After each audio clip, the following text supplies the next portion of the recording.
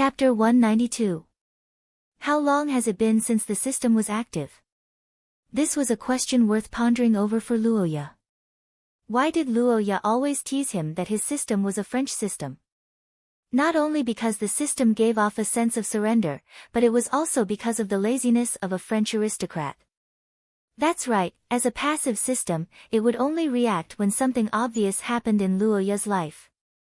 The last time it appeared was when Luoya returned from the holy capital 200 years ago. After that, the young man's life fell into a peaceful state. Every day, he would stay at home to study and build infrastructure. Luoya's system didn't have any activity after that. After returning from the sea, Luoya thought that there would be an event waiting for him. However, the system stood him up. From then on, he suspected that it was because of the loan problem. Until today, his guess was confirmed. Ding, loan repayment complete detected. Event system restarted. 10%, 20%, 30%. Activation complete. Opening new event. Debt crisis memorial event. Courage and wisdom are the keys to overcoming difficulties. However, wealth can also save lives. After overcoming the waves of the financial crisis, your future will be a peaceful harbor. Hehe, not bad. You won't release the falcon until you see the hare. In other words, the reason there was no event before was because I owed money. The system will be closed if you can't repay the loan. In order to help the host get rid of the temptation from various aspects and successfully repay the loan, the event page will be temporarily closed during the loan period. I hope the host can understand. Facing the system's rare lengthy explanation, Luoya fell into silence after pondering for a while. Indeed, when the system opened the event, the discount was too big. For Luoya, who liked to buy toilet paper at a discount in his previous life, the charm of the system was not ordinary. If he couldn't resist buying something else and couldn't pay back the money, causing the system to disappear, then he wouldn't even have a place to cry. Okay, anyway, it was meaningless to open it at that time. But it's different now. Luoya muttered to himself as he put down the teacup in his hand. He looked at the bright sunshine outside the window and stretched himself. It had been an hour since Xia Luo's golden gift mountain in the morning.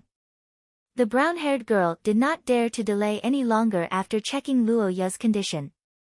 After Xia Luo's observation, the curse power in the small golden bottle placed beside Luoya last night was almost exhausted. It proved that this simple curse vessel was activated at least once at night. In fact, because of rushing through the night, Xia Luo did not sleep last night and left Luoya for about 3 hours. There was an outbreak every 3 hours.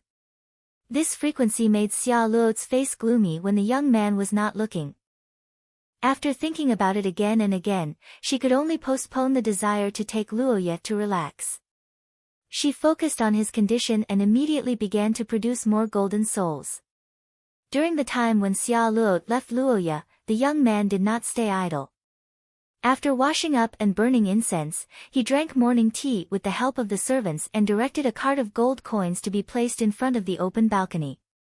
When the golden sunlight shone into the room in the morning, the scene of birds falling from the glittering golden mountain and playing back and forth was deeply imprinted in Luoya's mind.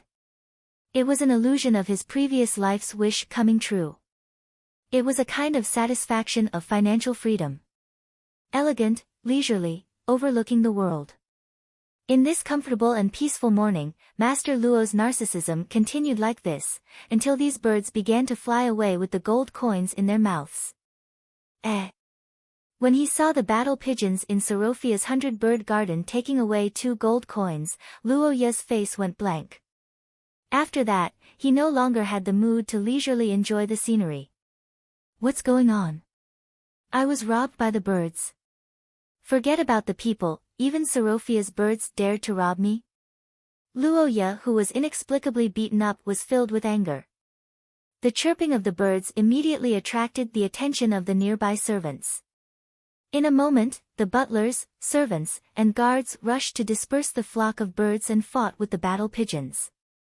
The entire battle lasted for less than 10 minutes. After that, several people immediately apologized to Luoya, who lost his property and promised to recover it. "Forget it, it's just a few gold coins. If you don't want it, then don't." Looking at the anxious face of the butler with sweat on his forehead, Luoya thought for a moment and decided to shake his head and forget about this matter. Some birds like to collect things that glowed. This was their nature and not the responsibility of the servants. In the end, it was Luoya's fault for letting the gold coins bask in the sun. The young master of the Akot family didn't pursue this matter. This matter made the few people in charge let out a sigh of relief. At the same time, they couldn't help but raise their evaluation of Luoya.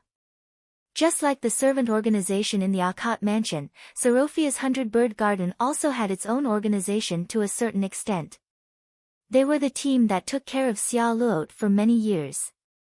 Since Xia Luot was young, they had accompanied this child who lacked the love of parents all the way until she grew up. Regarding the fiancé that their miss suddenly brought back home, these people were also full of curiosity and concern. Without a doubt, through this small matter, Luoya left a very good impression on the servants of the 100-bird garden. The identity of the young master of the Akot family, handsome appearance, gentle temperament, and tolerant attitude. With such a combination of skills, even the servants of the Sorofia family who were used to seeing young talents gave a unanimous praise. The only flaw was that, this young master Luoya's body seemed to be a bit weak. Chapter 193. What does a staff with the original price of 1 million gold coins look like? Even after the discount, it's still worth 300,000 gold coins. There weren't many people in Xia who could answer this question, but today, Luoya was lucky enough to express his opinion. The black-haired boy sat on a chair at the end of the balcony, looking at the black wooden staff in his hand in a daze.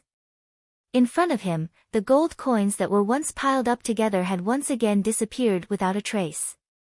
300,000 gold coins, in today's Xia, was definitely a huge sum of money, even for the wealthy Luoya. But now, this money was condensed on this 1-meter-long staff. To be honest, Luoya felt that it was quite magical, but what made him even more confused was the shape of this thing. "Thanks for the invitation, it's quite ugly, it's related to benefits, it's hidden." This was probably Luoya's evaluation of the appearance of the Hydra staff, or at least visually. This fierce weapon didn't surprise Luoya, and there was nothing special about it. It was just a black staff, and it even looked a bit like a random fireplace in the suburbs of a villager's house. Although there was a saying in Luoya's previous life, that these spiritual things would hide their own magical powers, it was normal for them to be inconspicuous, but now Luoya was in Xia, and there was no such rule among the humans in Xia. They had always been as ostentatious as possible. A staff, in this era, was mostly seen as an ornament, similar to the earrings and necklaces of ladies. However, if one traced its origin, it was actually an ancient scepter, a symbol of power, status, and strength. It wasn't something that could be held by just anyone, especially a staff made of precious materials. It could even represent royal power. Therefore, as an ancient weapon, the Hydra staff's origin must be noble, and it might even be a national treasure of a country. There was no reason for it to be made into a shiny fireplace stick, unless the ruined referred to being thrown away. Then Luoya had nothing to say. "No, this is a little too ugly, isn't it? What exactly is this? Wait. Normally, extraordinary equipment would more or less have some curse power, even if it wasn't activated, but this Hydra staff didn't have any. In other words, it was extremely hidden and could be disguised as an ordinary item, and it could be worn in various important occasions without being stopped. In Xia, wizards couldn't bring their staffs into banquets under normal circumstances, just like knights couldn't bring their swords. But this Hydra staff looked like a staff, and it was classified as an ornament, so it could be said to jump out of the scope of protection. Luoya was very satisfied with this, and after observing the appearance, Luoya began to have new ideas. This Hydra staff might be a treasure that required curse power to activate, so he would have to use it in practice. After making up his mind, Luoya, who was full of expectations, left. While Xiao Luo hadn't come back yet, he asked the servants to take him to the forest in the bird garden. The Sorofia family's courtyard, which covered a large area, showed its advantages at this time. At least, as a testing ground for equipment, there was probably no place more secretive and suitable than here in Rosetta City. After some preparations, Luoya looked at the servants who left under his orders and felt relieved. He took out the dark staff and tapped it on the ground. He closed his eyes slightly, and the curse power in his body flowed into the staff. The next moment, a strange feeling appeared, and it also made the boy completely excited. The staff was absorbing his curse power, and it wasn't an ordinary absorption. It was like an unconscious egg hatching. Holding the staff in his hand, Luoya could feel his curse power gradually filling up, and with the nourishment of this curse power, the inconspicuous staff began to gradually change. In the tremor, layers of dark material peeled off from the staff, and a sparkling light began to shine, illuminating the surroundings. This is... The black-haired boy opened his eyes wide and carefully looked at the completely changed appearance of the staff in his hand, and found that there was a painting on it. It was a portrait with golden lines on a black background, and it had the ancient aura of the rock wall murals of the ancient Stone Age. The lines on the picture were quite simple, and it depicted a somewhat abstract monster. It was the Hydra from which the staff came. The crisscrossing body and the crisscrossing snake heads had a special beauty under the simple depiction. And with the change of appearance, the material of the staff also changed one by one. The originally hard body of the staff turned into a jade-like texture under the light, and the shell at the handle shattered, revealing a snake-eye gem. The imperceptible dark golden lines were inlaid on the staff like a river, and if one looked carefully, it seemed that there was dark golden blood flowing in it. It was ancient and majestic, deep and imposing, but it also revealed a dangerous aura that was hard to detect. The black-haired boy looked at the staff that had been reborn under his spell in a short period of time and could not hide his shock. He then immediately looked at the system. Hydra staff, incomplete, activated, poisonous beast king, the poison of the ancient terrifying monster still remains in its corpse. Use the curse power to extract it. The dosage and strength of the poison change according to the amount of curse power, rebirth body. Use the curse power to stimulate the regeneration ability in the corpse of the Hydra, so that the body of the ancient monster reappears in the world. The strength changes according to the amount of curse power. Looking at the equipment skills that suddenly appeared in the system, Luoya's mood was better. It turned out that you get what you pay for. The system didn't waste the 300,000 gold coins he spent. The Hydra staff was indeed a powerful curse vessel. After understanding this, the boy couldn't help but be eager to try it. Now Luoya was in the bird's garden of Sorofia's family. The first skill, Poisonous Beast King, was the skill to control poison. It obviously needed to be tested on live subjects. It was easy to find test subjects here. There were hundreds of birds, and they were all monsters. However, after thinking about it, Luoya dismissed the idea. After all, this was Xiao Luo's home. Although these birds were free-range, they were still pets to some extent. It was impolite to kill them casually. Moreover, the birds in the bird's garden accompanied Xiao Luo in her lonely childhood when she was young. When he thought of this, Luoya's heart softened. Forget it, I'll spare your lives. Luoya looked at all kinds of birds on the nearby branches, shook his head, and began to focus on the second skill. Without affecting his body, Luoya slowly began to inject the curse power. At the same time, the end of the staff began to tremble and squirm, changing and extending. Just when Luoya felt that the staff was about to turn into a hydra, a familiar call suddenly sounded in his ears. "Little guy, what are you doing?" It was the voice of Pei Tila. Chapter 194. In the forest, a young man holding a jade cane with black and gold patterns stood on the grass, surrounded by a flock of birds. The sunlight from the sky penetrated the shade of the trees and shone on his body, adding a bit of warmth to the young man's already gentle temperament.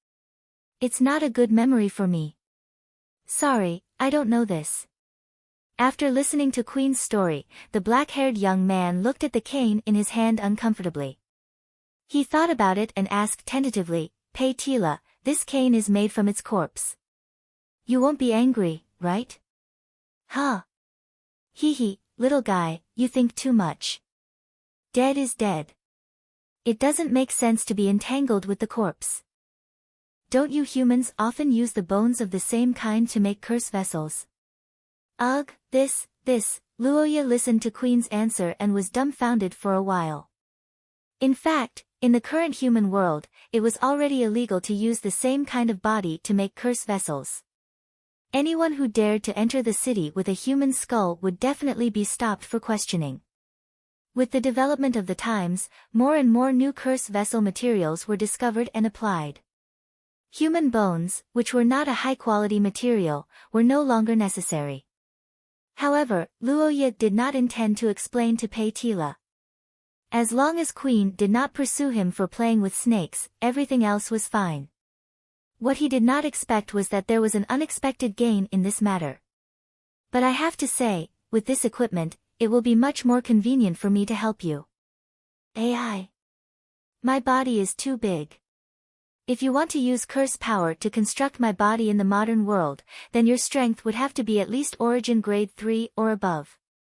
But now that I have this, the situation is different. Pei Tila said so happily, then a dim yellow light suddenly appeared on the black-haired young man. Luoya only felt the familiar curse power warming his body. At the next moment, the end of the Hydra cane suddenly turned into a golden snake. It was a beautiful golden snake with a unique appearance and the texture of gemstones in the vein. It was not big. It was too small compared to Pei Tila's mountain-like body in Luoya's mind. However, Luoya could feel that the curse power of this golden snake was the same as the python in the mortal world. The mystery and majesty in its eyes were not reduced at all. The black-haired young man looked at the golden snake looking up at him in front of him, stunned. At the same time, the system prompts began to sound continuously. Chapter 195. 3 days later, in the main hall of the 100 Birds Hall, a black-haired youth was having afternoon tea with Charlotte surrounded by golden light. The rich fragrance emitted from the teacup made people feel relaxed and happy. However, above the slightly rising steam, the owner of the teacup didn't have a very good expression.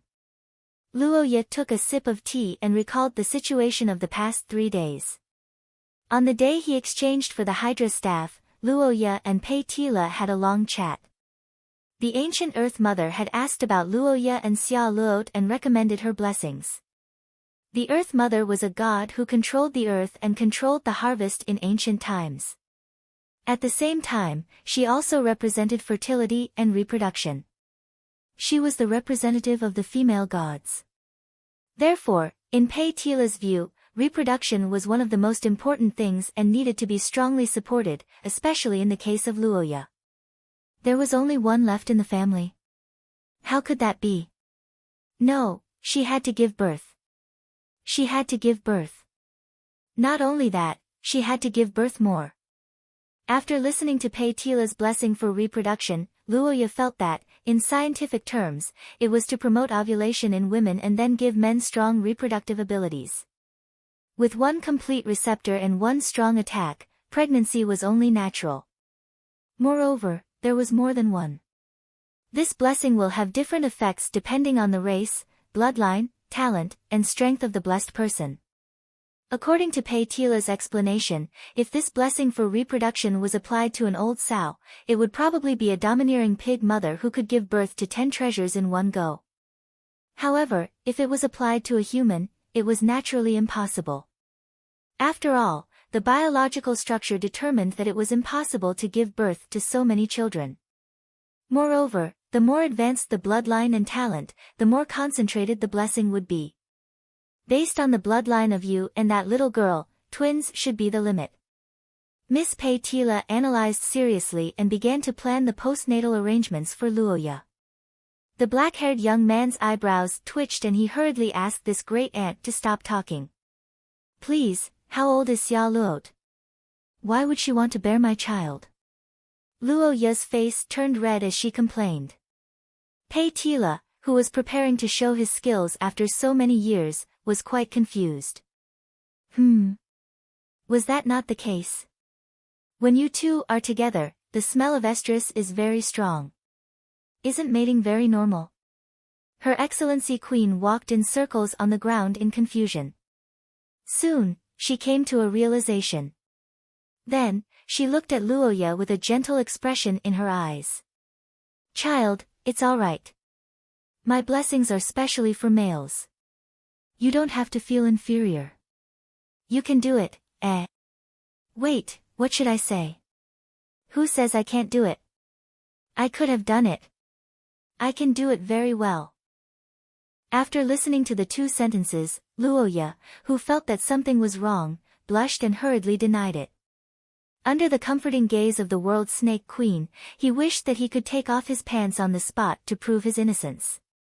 After that, Pei Tila was like a mother urging him to get married, repeatedly emphasizing the necessity of reproduction to him, and carried out a series of criminal instigation. Didn't you sleep together at night? If you bring it up, she probably won't refuse. We did it to reduce the side effects. Believe me, when mating, the contact area is larger and deeper, the effect will be better. What you said is so reasonable that I can't refute it. After ancient god Yellow Storm once again used the correct theory to hammer the innocent youth's nerves of shame, Xia Luot sent a timely message.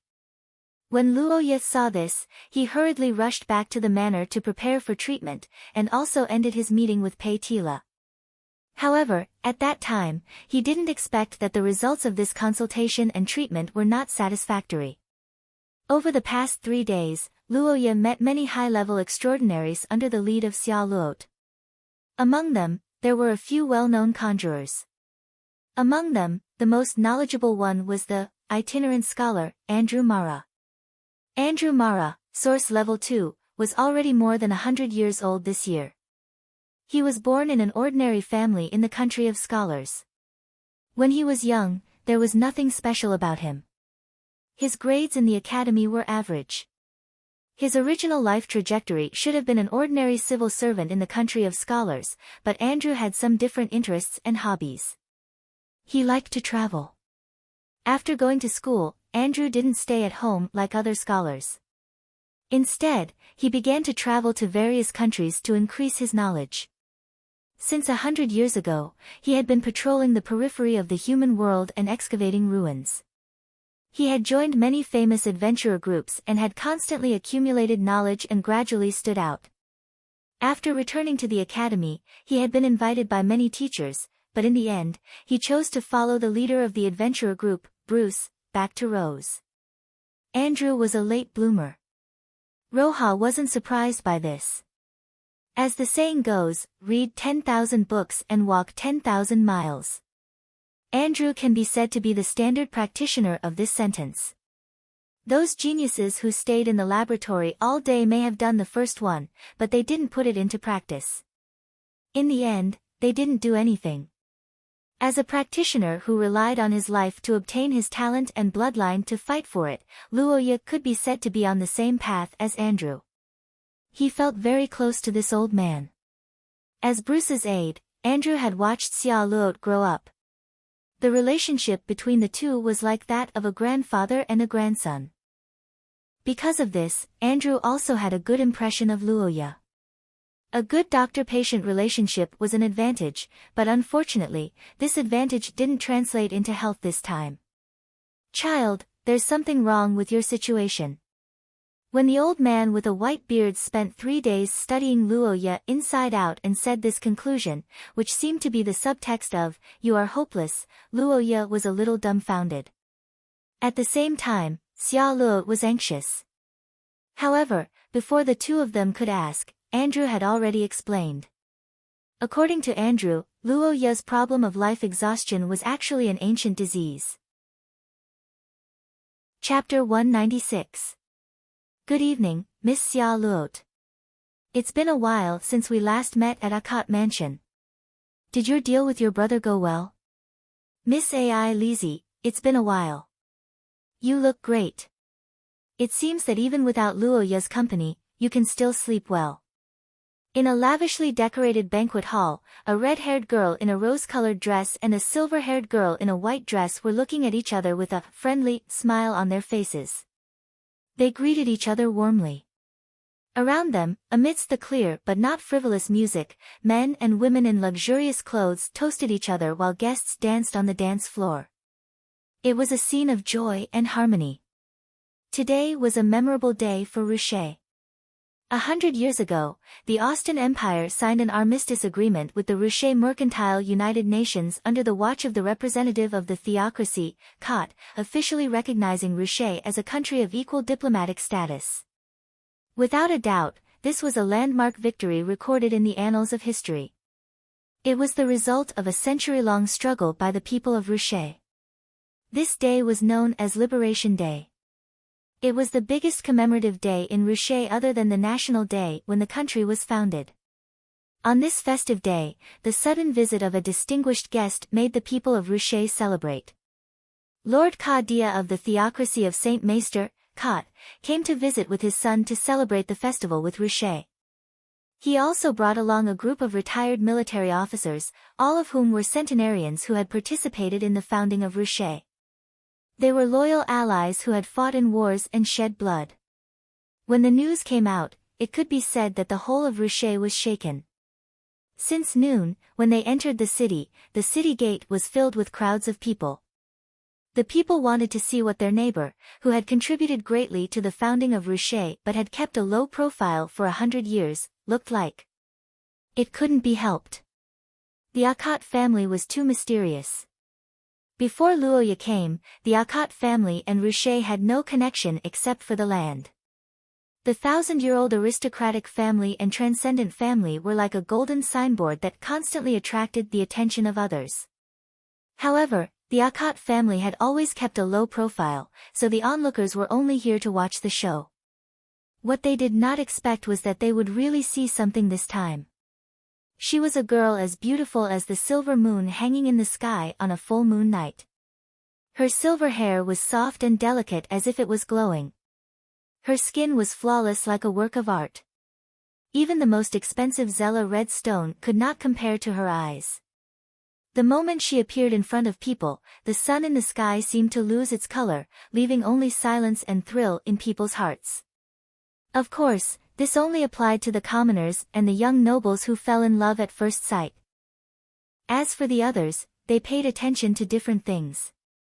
The politicians paid attention to whether the sudden visit of the Akhat family represented a new step forward in the relationship with the theocracy. The military paid more attention to the festival itself and the old army Kha-Dia brought along.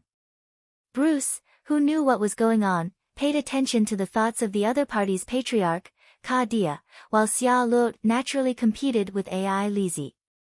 The red-haired girl looked at the harmonious atmosphere and couldn't help but sigh slightly. She had to admit that the Akhat family's visit on Liberation Day was very smart. If it was any other time, with such a large-scale visit, the first problem would be that it would be difficult to hide. After all, the fact that Luoya was taken away couldn't be made public. The second problem was that no matter how good the relationship between the two families was, it was easy to cause a backlash. But now was the day of liberation, a day protected by history. The Akhat family's large-scale visit was both unexpected and within reason. And on this day, the Akhat family brought along a veteran army that had shed their blood for this land. This meant that the Akhat family was in an invincible position. After this, no matter how forceful the Akhat family was, or if they wanted to negotiate a compromise, Luo Chet would have to accept it. No matter how much Bruce wanted to help his daughter, he wouldn't be able to be forceful. She had to rely on herself. Xia Luo thought so as she clenched her fists. After the banquet began, she immediately went to visit Kha-Dia and received a response. Akhat family's patriarch, Kha-Dia Akhat. You must be Mr. Bruce's daughter. It's a pleasure to meet you, Miss Xia Luot. This was how Kha-Dia introduced himself to Xia Luot. His words were very formal and his attitude was very cordial. But when she heard Kha-Dia's words, the girl's heart immediately sank. It was fine if outsiders didn't know about it, but Ka Dia clearly knew that Xia Luot and Luoya had a century-old marriage contract. Strictly speaking, Xia Luot was Ka Dia's future daughter-in-law. But this time, when they met, the Marquis actually talked to her as if she was an outsider. He didn't even mention a word about the marriage contract. To be honest, this was the worst-case scenario that Xia Luot predicted. It didn't mean that he refused to marry her, but rather that he didn't acknowledge their relationship at all. Xia Luot, who felt bitter in her heart, forced herself to say a few polite words to Ka Dia and the others before leaving. She knew that things had just begun, and it was far from reaching the point where the outcome would be decided. But the huge pressure from Luoya's parents made her uneasy. And at this moment, the silver-haired girl met her on a narrow path. From the beginning of the greeting, the two girls were full of sarcasm. And as the conversation deepened, the two girls who had met once gradually began to see red. "Miss Xia Luot, you seem to have a wide range of sightseeing. As expected of the eldest daughter of the Sorofia family, you even want to return home to see the scenery. It's just that Luoya wants to see the scenery of a foreign country. It's Sorofia's honor to have him here." "Hehe, when you say see, are you referring to being kidnapped by some despicable people?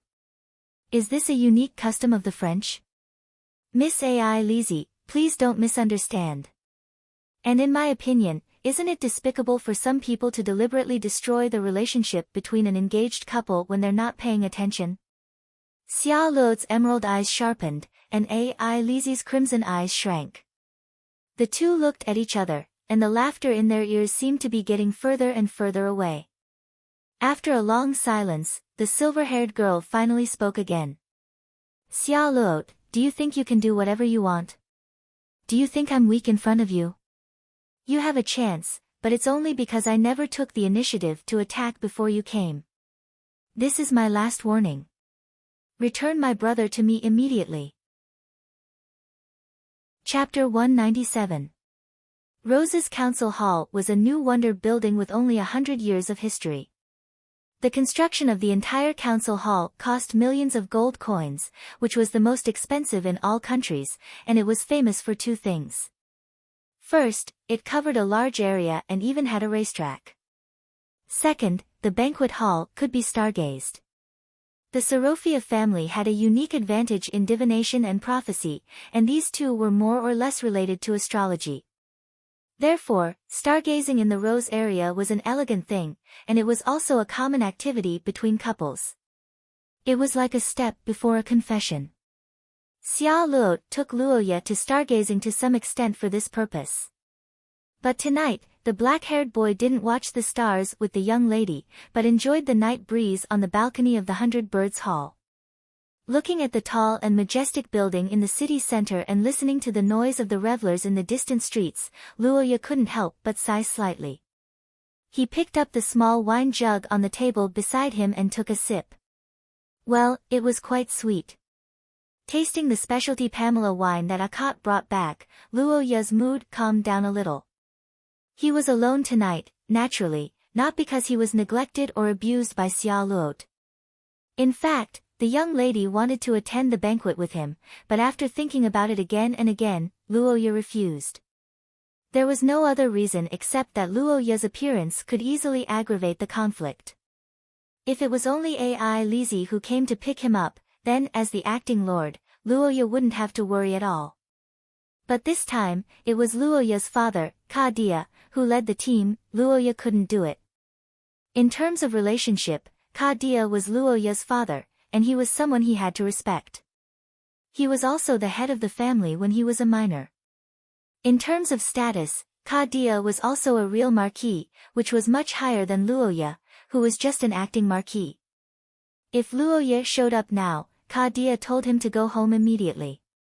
What would Luoya do? Abandon Xia Luot and leave immediately?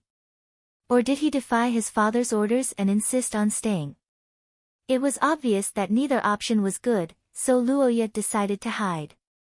As the saying goes, running away was shameful, but it was useful. Luoya prayed for good weather and peace in the world, but he didn't know that on the other side, the atmosphere between the two girls was already dark and stormy. In the meeting hall, Xia Luot and Ai Lizi looked at each other. The two girls, who had perfect etiquette towards outsiders, still had smiles on their faces. They raised their glasses as if they were the best of friends. Their perfect appearance and beautiful friendship caused a commotion and whispers in the nearby crowd. Some of the noble ladies began to get excited, and the young talents couldn't help but steal glances at them worriedly. After all, in their eyes, the two girls were perfect targets to pursue. If they were to be internally digested, half of their peers in Rosetta City would be heartbroken. However, what they didn't know was that they didn't have a chance from the beginning.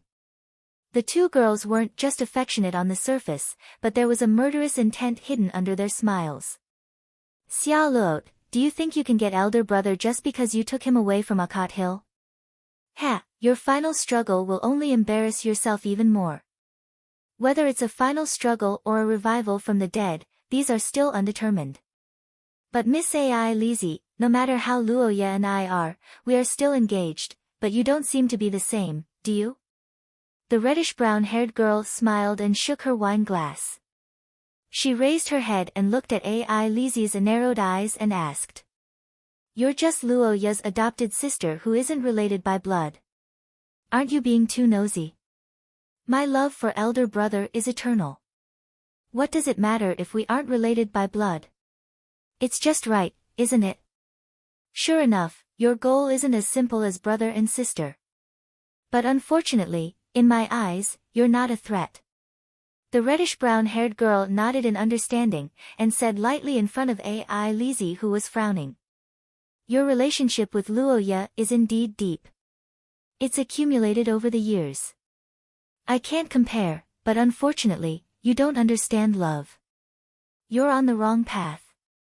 Xia Luot looked at the silver-haired girl with pity, and looked in the direction of the 100-bird garden with gentle eyes. He's a very emotional person, but he's not a very sensitive person. He's not that delicate when it comes to relationships. Your kindness and love may seem obvious to others, but in the eyes of Luoya, who grew up with you, these can all be attributed to familial love. You think you've won, but in fact, you've lost from the beginning. Facing Xia Luot's unreserved analysis, the silver-haired girl unconsciously lowered her head and clenched her fists. Without a doubt, Xia Luot's words hit her where it hurts. But after careful consideration, Ai Lizi's expression returned to normal. I've said it before. I've never attacked before.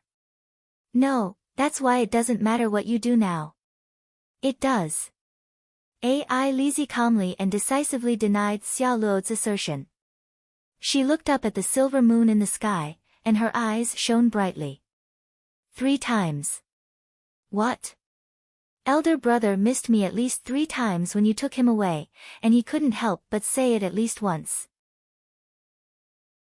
Chapter 198. Bishop Philip was an honest man. This was something that everyone in the Holy See knew. He was humble, courteous, and abided by the rules. He had always been a role model for the judges, and he also had outstanding achievements. A few years ago, when the Holy Capital was in turmoil during the New Year, Bishop Philip had found and protected the missing Princess Noa Ayer and young Master Luoya of the Akat family. This was the reason why he was chosen by Noa Ayer. Of course, what Bishop Philip didn't know was that he had an even greater contribution in the heart of Noa Ayer, and that was the scene of Noa Ayer and Luoya kissing while unconscious to the Akat family. In the eyes of Princess Noa Ayer, this was a fatal blow to Ai Lizi, but the honest Philip didn't realize this. Sigh, isn't this the request of her family? This is what I should do. You don't know how anxious the little girl was at that time. The brother-sister relationship is deep, and the Akat family is united and harmonious. Philip sighed like this whenever he met someone, looking like an old single person who longed for the warmth of a family. And today, this feeling came again. Looking at Princess Noa Ayer flying towards the tall city in the distance under his spell, Bishop Philip remained silent. Philip and the other guards accompanying Princess Noa Ayr didn't know the reason for Princess Noa Ayr's personal visit to Ratchet. Before this, he always thought that Princess Noa Ayr wanted to secretly sign some agreement with Ratchet. It was only until Noa Ayr stood at the front of the car and looked at the city on the horizon while muttering Xia Luo's name that Philip finally understood. So that was the case. Indeed, outstanding people would often be attracted by equally outstanding people. There were very few people of the same age who could get along with the talented Princess Noa Ayr, and those of the same status could be counted with one's fingers. And Xia Luo of the Sorofia family was the most suitable one. No wonder this trip was so low-key, Princess Noa Ayr. She was here to visit a friend. They had traveled thousands of miles to come here, and their sisterhood was so deep. Philip looked at the blonde girl and sighed. No matter what era it was not easy to maintain a friendship across countries, especially in the context of a country. Personal friendship often involved greater interests, and any meeting would be magnified and interpreted. Her Royal Highness and Rose's Miss Xia Luo must be the same. However, despite all the difficulties, the Noa Ayr still came this time. If Philip remembered correctly, today should be Rose's Liberation Day. Her Royal Highness must have wanted to arrive on this day to give her friends a surprise. Unfortunately, because of Philip's schedule, she was delayed. Along the way, Philip could not help but sigh as he looked at the blonde girl who was trembling with clenched fists in the distance. Sigh, look at how anxious the child is. The guilt-ridden bishop no longer hesitated. He decisively stepped forward and cast a bloodline curse on the Noa Ayr, causing her to soar into the sky. Looking at the girl's figure flying into the distance, Philip was satisfied. This way, he would be able to catch up. To appear in front of Miss Xia Luo on Liberation Day, was there a bigger surprise than this? The relationship between the heirs could to some extent determine the future relationship between the two countries. This time, his assistance was not only for the sake of the little sisters who had been separated for a long time, but also for the sake of the relationship between the two countries in the long run. Thinking of this, the middle-aged bishop showed a sincere smile on his face. May our friendship last forever. Today was not a peaceful day in Rosetta City. In the context of Liberation Day, the citizens were singing and drinking to their heart's content. In the council hall, unexpected guests also brought the atmosphere of the banquet to its climax. Uncle Bruce, it has been a few years since we last met. Please forgive me for taking the liberty to visit. Ha, Your Royal Highness is too polite. Your visit is an honor for Rose. Thank you for your hospitality. I, Noa Ayr Heathcrete, on behalf of the theocracy, offer my blessings to the people of Rose who have won their freedom. I hope the friendship between our two countries can last forever. At the front of the banquet hall, the blonde Noa Ayr was greeting Bruce. A few minutes ago, the sudden arrival of Her Royal Highness caused a huge commotion. Xia Luo and Ai Lizzie, who were fighting, could not help but stop. The two girls were surprised by the Noa Ayr's arrival. However, in the banquet hall, the two sides did not choose to fight directly. Instead, they went through the formalities. After landing, Noa Ayr immediately announced her identity and greeted the host, Bruce, fully showing her respect for Rose. After that, she gave an opening speech to all the guests and lifted her skirt, which made the people of Rose even more excited. The princess of the theocracy of Saint Maester was of noble status. Usually, she lived in seclusion and rarely went out. The number of times she went abroad could be counted with one's fingers. The arrival of such a person naturally brought about a celebrity effect. In the midst of the commotion, the blonde princess finally had time to meet her nemesis. On both sides of the platform, the graceful angel and the noble elf looked at each other from afar. Their gazes collided across space, and the magic power in the air fluctuated faintly. Source Level 4. This was the strength of the two girls, and at the same time, it also represented their top talents. After the initial observation and testing, Noa Ayr found that it was difficult to determine the strength of both sides. She could not use her aura to suppress the other party, so she changed her strategy. She curled the corner of her mouth and turned to the other main character in the banquet hall. Uncle Kadia, you arrived first. How was your journey? Thank you for your concern, Your Royal Highness. My body was fine even when I was on the front line. Naturally, I don't need to worry about it in the rear. That's good. Luoya is not here, so I have to take care of Uncle. Otherwise, my father will scold me. Ha, Prince Kai-in is making a mountain out of a molehill. In the music, Xia Luo looked at the girl who was chatting happily with Ka-dia in the distance. Her face suddenly turned pale. Her hand that was holding the wine glass tightened slightly. She felt as if something was falling from her heart. Chapter 199. Was Luoya injured? This was undoubtedly the most important question. The answer might even have the ability to influence the current situation. But at the same time, this was also a Achilles heel that Xia Luo couldn't answer. In fact, Luoya's current situation couldn't be described as injured. He could basically be considered old, weak, sick, and disabled. This was also the reason why Xia Luo's current situation was so unfavorable. Originally, Miss Luoya's plan was to treat Luoya's illness after Luoya's treatment. When the two families came chasing after them, the two of them would come out together. With Bruce's Taiji fist, they could basically turn big problems into small ones and small ones into nothing. However, no one expected that Luoya's illness would be so difficult to deal with. Even a renowned master like Andrew was helpless. But strangely enough, ever since he heard the cure from Andrew, Luoya, as the patient, was no longer anxious. These days, he drank tea, strolled around, and enjoyed the scenery with Xia Luo. He even comforted Xia Luo, saying that he had found a cure.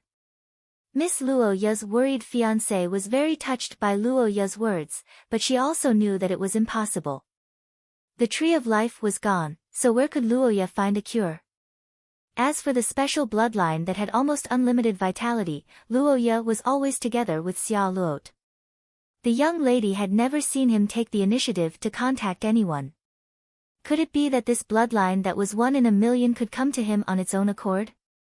My dear, you must be afraid that I'll be worried. Miss Luoya interpreted Luoya's words as a white lie. Thinking of this, she was even more touched. These days, she was even more gentle to the young man. At the same time, she started a large-scale bounty for items related to the Tree of Life. But so far, there was no news.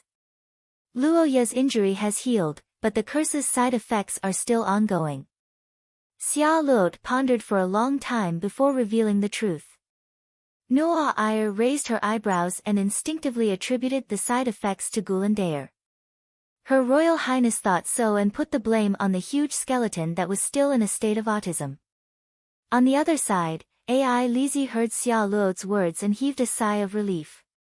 Thus, after confirming that Luoya was fine, the battle resumed. Miss Xia Luo, what you were discussing before. You seem to think that your relationship with Luoya is deep. It's not seem, it's the truth. Oh. If that's the case, then why did you kidnap me to come here? With such a deep relationship, is Luoya unwilling to come to Miss Xia Luo's hometown? That's naturally because of certain people's obstruction. My dear was worried that our relationship would be misunderstood by others, so he allowed me to return to Rouse to protect me. The reddish-brown-haired girl stared at Noa Iyer and lied without blushing. Then, her lips curled into a mocking smile. The most fortunate thing for me recently was that I had a misunderstanding with my dear when we first met under the influence of certain people. As a result, I performed 3 fate divinations to stabilize our relationship. From this point of view, we were blessed by fate and can be said to be a match made in heaven. Ha, Miss Xia Luo, you seem to be suffering from paranoia. Also, when you speak of fate with Lord Elder Brother, are you referring to an employment contract with real money and a clear price tag? Ai Lizzie exposed Miss Xia Luo's true identity. Noa Iyer's eyes flashed with a cold glint. She didn't continue arguing with the girl, but calmly made an announcement. Xia Luot, that's enough. I understand your excuse, but unfortunately, I won't be deceived by your flowery words. I will bring Luoya back. You two are a match made in heaven. Ha, Luoya and I have known each other since we were 9 years old. Our story has been circulating in the holy capital since a few years ago.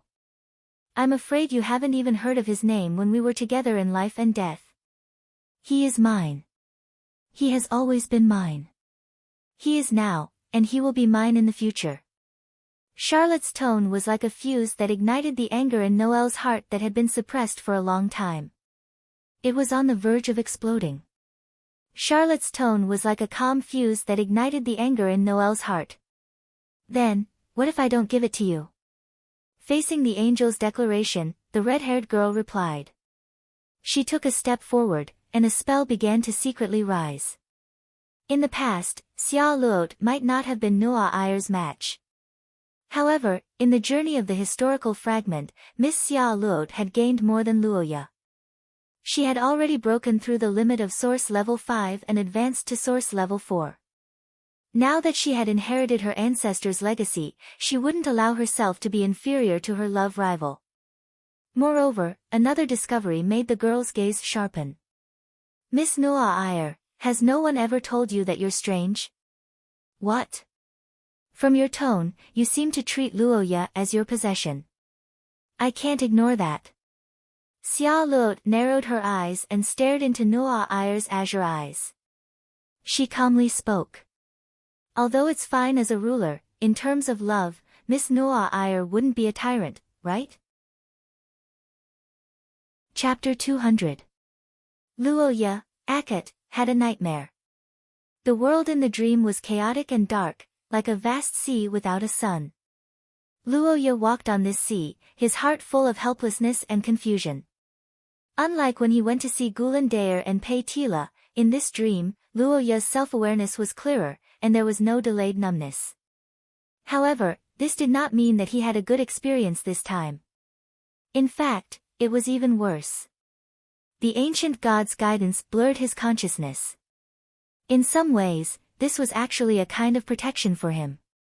The pilgrimage consumed a lot of mental energy, and if it was not blurred, Luoya would have been exhausted when he saw Gulan Daer and the others.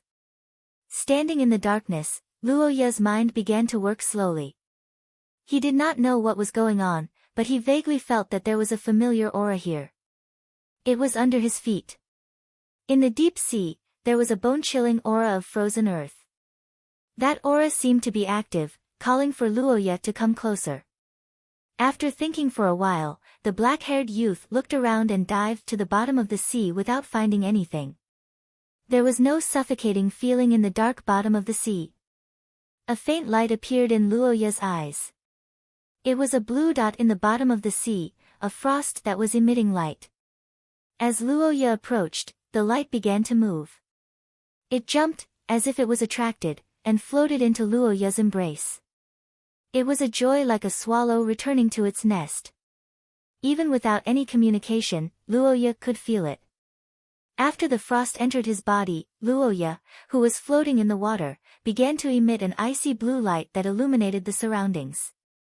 He knew by reflex that he was about to leave. However, in this moment of joy and harmony, an unimaginable pressure suddenly descended on the young man. His body seemed to be penetrated by something, and a sense of danger exploded in his heart. The young man abruptly turned around and looked into the distance. In the next moment, his body seemed to have been struck by lightning. What appeared there was a pair of eyes that flashed for a moment before disappearing. Ah! Dear! In the bedroom of the 100-bird garden, Luoya, who was sleeping soundly, screamed and suddenly got up.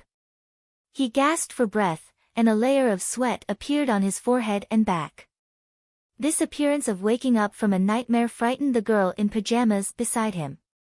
Xia Luot sat up and looked at the youth who was widening his eyes and reaching out to touch his body. Her eyes softened, and at the same time, she breathed a sigh of relief. She climbed a step forward on the bed, straightened her body, and reached out to hug the youth's neck. She softly comforted him. Dear, did you have a nightmare? Phew, it seems, it's okay. Yeah. Feeling the temperature of the red-haired girl, Roha glanced around and his breathing gradually calmed down.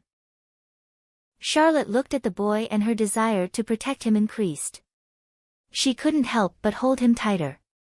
After a while, the girl spoke to divert Roha's attention. I'm really surprised. I thought you would never have such an expression. Huh? What expression? The expression of fear. After all, no matter what happened before, you've never been afraid. I didn't expect to see this side of you because of a nightmare. Everyone is afraid of nightmares. The black-haired youth retorted in the girl's arms. Xia Luo's smile deepened. She reached out to stroke the youth's hair and murmured. The last time I felt you were afraid was in the cabin of the Golden Battleship. That monster almost killed me. You were afraid then, right? Yeah. Feeling the affection of the girl beside him, the black-haired youth hesitated for a moment and nodded. I almost didn't make it. I was really scared. Do you care about me that much? Luoya blushed and turned his head away silently. Xia Luo cheered in her heart. So cute. I promised Sister Isabella to protect you. Besides, if anything happens to you, the Akot family will be in big trouble. Is that so? If that's the case, why did you rush out? Weren't you angry because he wanted to kill me? I was trying to prevent future trouble. Chapter 201. The next morning, the city gate of Rosetta was bustling with activity. At dawn, the delegation from Saint Maester officially arrived in Rosetta, along with the long-detained gemstone necklace caravan. Gulacy and the others stayed in Akot for a week. During this week, other than not being able to leave without permission, there were no special restrictions. When the Akot family set off, they didn't bring them along because the caravan was too long, so they could only follow the Noah Ayers team back after Liberation Day. Missing the festival wasn't a big deal, after all, it was Rosetta's new year. But this time, following the Noah Ayers team back, Gulacy, who had collected a lot of information, was anxious. That's right, Gulacy was anxious because she heard something. If it was true, then her miss would be in a serious situation. When can I return to my post? Have we already entered the city? The maid who was detained in the carriage angrily complained to the soldiers, but the soldiers strictly forbade everyone from leaving the carriage. Gulacy looked at Bishop Philip, who was chatting in front of her and sighing at the unique scenery of Rosetta. In the end, she didn't choose to force her way in. Miss, Gulacy looked into the distance and muttered to herself. At this time, in the city hall, the elegantly dressed Xia Luo was receiving Noah Ayer, who came to inquire, as well as the many legal personnel of the Holy See behind her. After entering the city today, the investigation and inquiry team of Saint Maester, who was tasked with the mission of Akot Domain's proxy lord kidnapping case, set off together. Under the leadership of Noah Ayer, they aggressively came to the city hall to summon Xia Luo. Luoya temporarily stayed in the 100 Birds Hall due to physical inconvenience, and the Holy See personnel took the initiative to visit and collect evidence. Xia Luo was already prepared for the princess's fist technique. Behind him, the legal team of the Luo Seti government was on standby. The confrontation between the two sides was white-hot. According to Article 4 of the National Security Law of the Theocracy of Saint Maester, when a local lord is kidnapped, resulting in the restriction of his freedom, the theocracy and the Highskrit royal family must take action and use all possible means to arrest, punish, and escort the criminal to the capital of the theocracy for trial. Now we suspect that Miss Xia Luo Sarofia of the United Nations is suspected of violating this safety law, and has been charged with several charges. In the case of factual evidence, we have the right to forcibly arrest her. The white-haired old judge of the theocracy opened with an intimidating and threatening speech. His temperament and confidence in upholding justice for many years made him high-spirited. Even if everyone present knew that forcible arrest was nonsense, they still couldn't help but be shocked by the toughness in his words. However, as the saying goes, the east wind can't suppress the west wind. The theocracy's attitude was tough, but Luo Seti's attitude wasn't weak either. Under the gaze of the judge, an old man with a white beard stood up shakily. It was the former head of the Luo Seti legal department. The old man took a deep breath and stood up straight. He didn't back down and refuted. According to the special clause in the White Paper on Strategic Cooperation between the Rose Business United Nations and the Akat Territory, when the children of one party encounter danger or suffer serious injuries during war, the other party has the responsibility and obligation to provide them with a safe environment and complete treatment. Now that the eastern region is at war, Marquis Ka Dia of Akat Territory is one of the participants, which means that Akat Territory is in an abnormal state of war. In this state, Miss Xia Luot Sarofia of the United Nations determined that Akat Territory couldn't provide complete treatment when Marquis Ka Dia is not present. It is reasonable, and legal to bring him to Luo Seti for treatment. As for the crime and kidnapping, it is a misunderstanding caused by poor communication between the two sides. Please be careful with your words. The two old men, whose combined age was more than 200 years old, glared at each other across the table.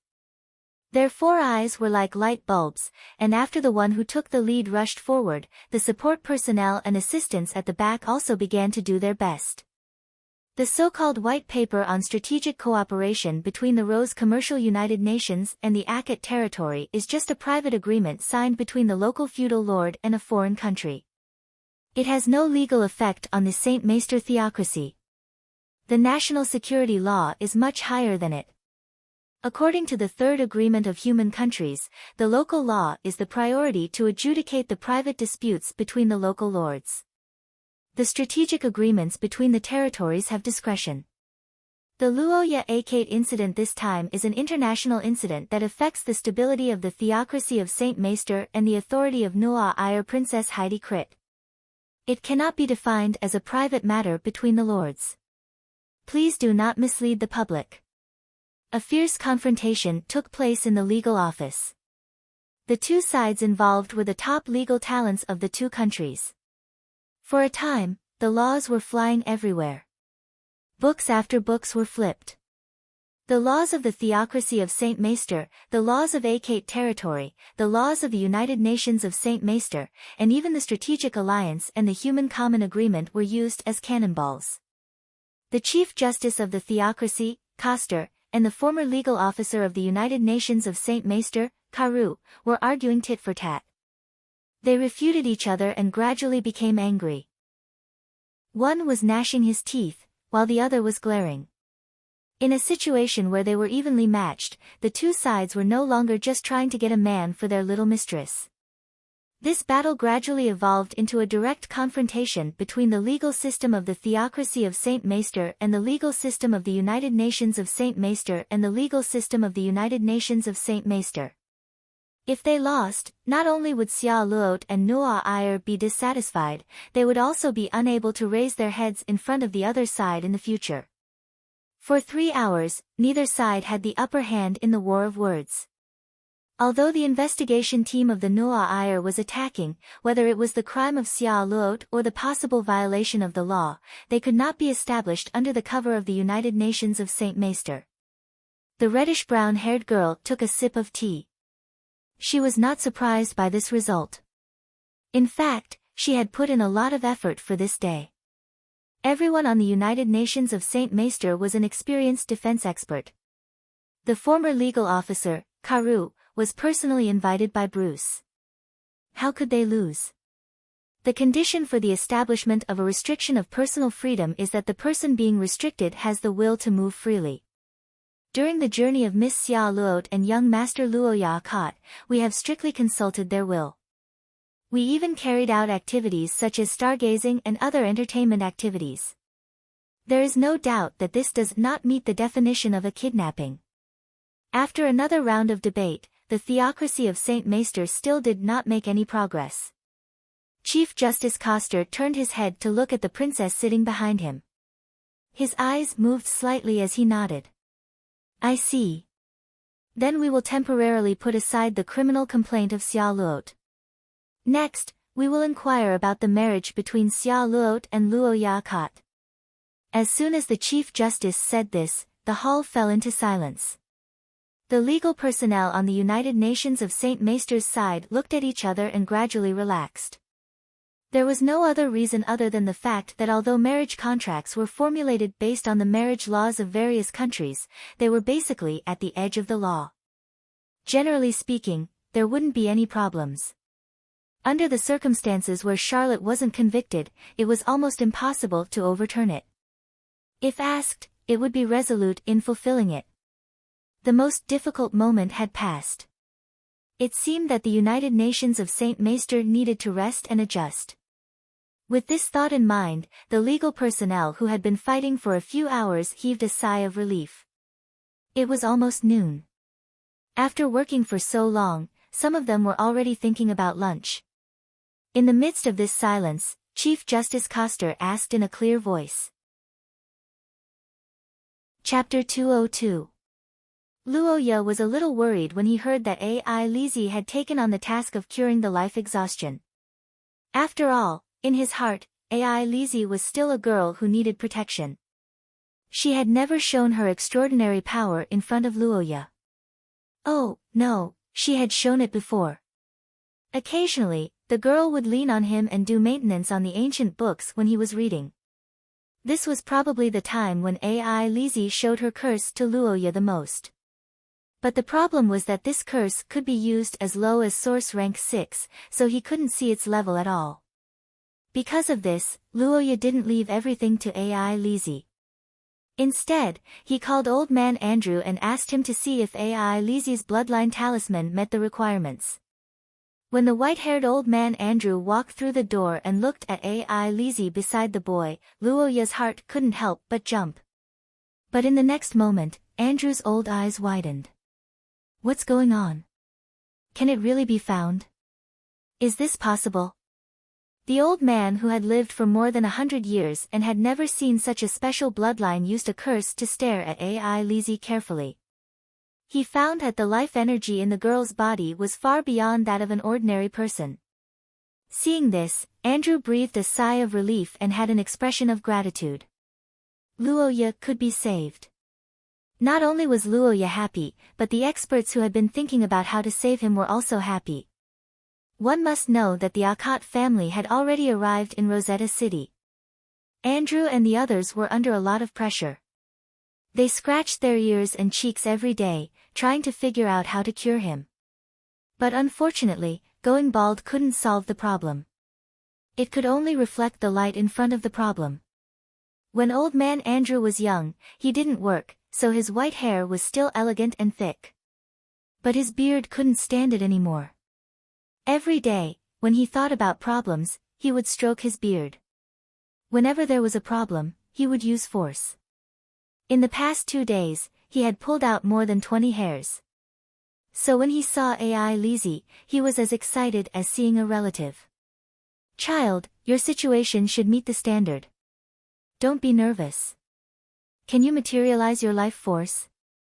At this moment, Luoya, who was beside Ai Lizi, suddenly felt refreshed and excited for no reason. In his perception, Ai Lizi was like a silver moon. Boundless vitality overflowed around her, making Luoya feel as if he was immersed in a cold spring. He felt refreshed. At the same time, the silver-haired girl opened her eyes in a timely manner. She gently raised her hand, and a little bird formed from white energy appeared out of thin air, standing on her palm and looking around. Andrew's dim old eyes widened at the sight, and he almost jumped up and cheered. This is too shocking. I didn't think that life energy could be refined to such a degree. The old man took a few steps forward, took out a magnifying glass from his pocket, and observed the little bird in Ai Lizi's hand. It was obvious that he had never seen such a scene before. The silver-haired girl, who had proven her ability to treat Luoya, smiled when she saw this. The black-haired boy also heaved a sigh of relief. Incredible, Is this the special bloodline of the life type recorded in the book? It feels more exaggerated than the records. Andrew said to himself excitedly, but Luoya smiled bitterly at the side. The old man probably didn't know that Ai Lizi's real bloodline ability was at night. It was now daytime. Strictly speaking, it was the time when her bloodline ability was the weakest. Grandpa Andrew, look at Ai Lizi's situation, it's enough, it's completely enough. What's the specific treatment method? Is it to use any curse vessel? No, life energy is not curse power. The curse vessel is difficult to bear. The specific treatment method is formulated according to the strength of the bloodline. Andrew put down the magnifying glass and carefully explained to Luoya, the patient. According to the ancient records, the dew of the tree of life was also divided into grades. The high-grade dew could be applied externally, and it didn't even need to be drunk. The low-grade dew not only needed to be drunk, but also needed to find several medicines to enhance the effect.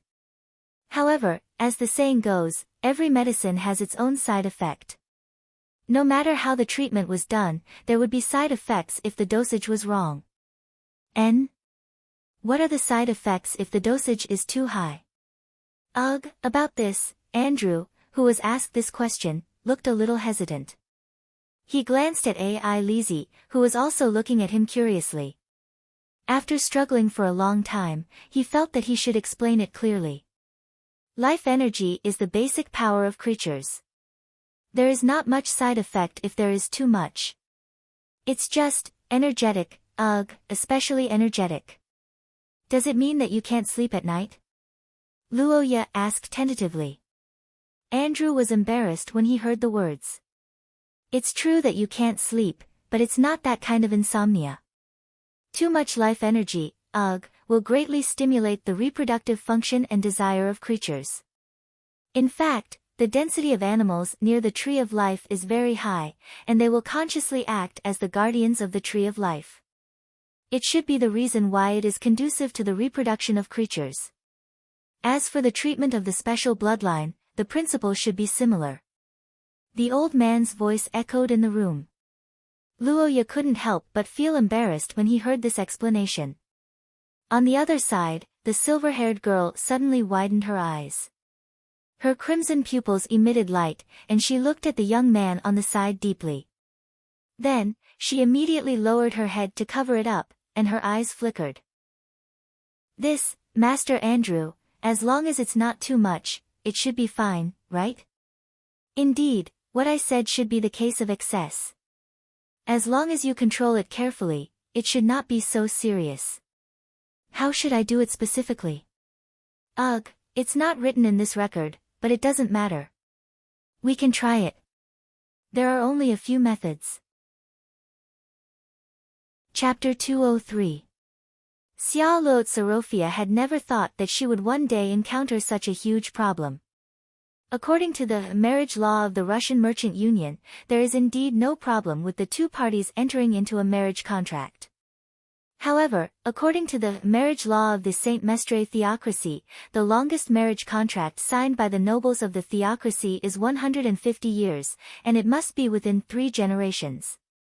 In the legal office, the theocracy's chief judge Koster calmly read out this law, causing all the members of the Russian Merchant Union to widen their eyes. At the back, the reddish-brown girl's face stiffened, and she almost couldn't believe her ears.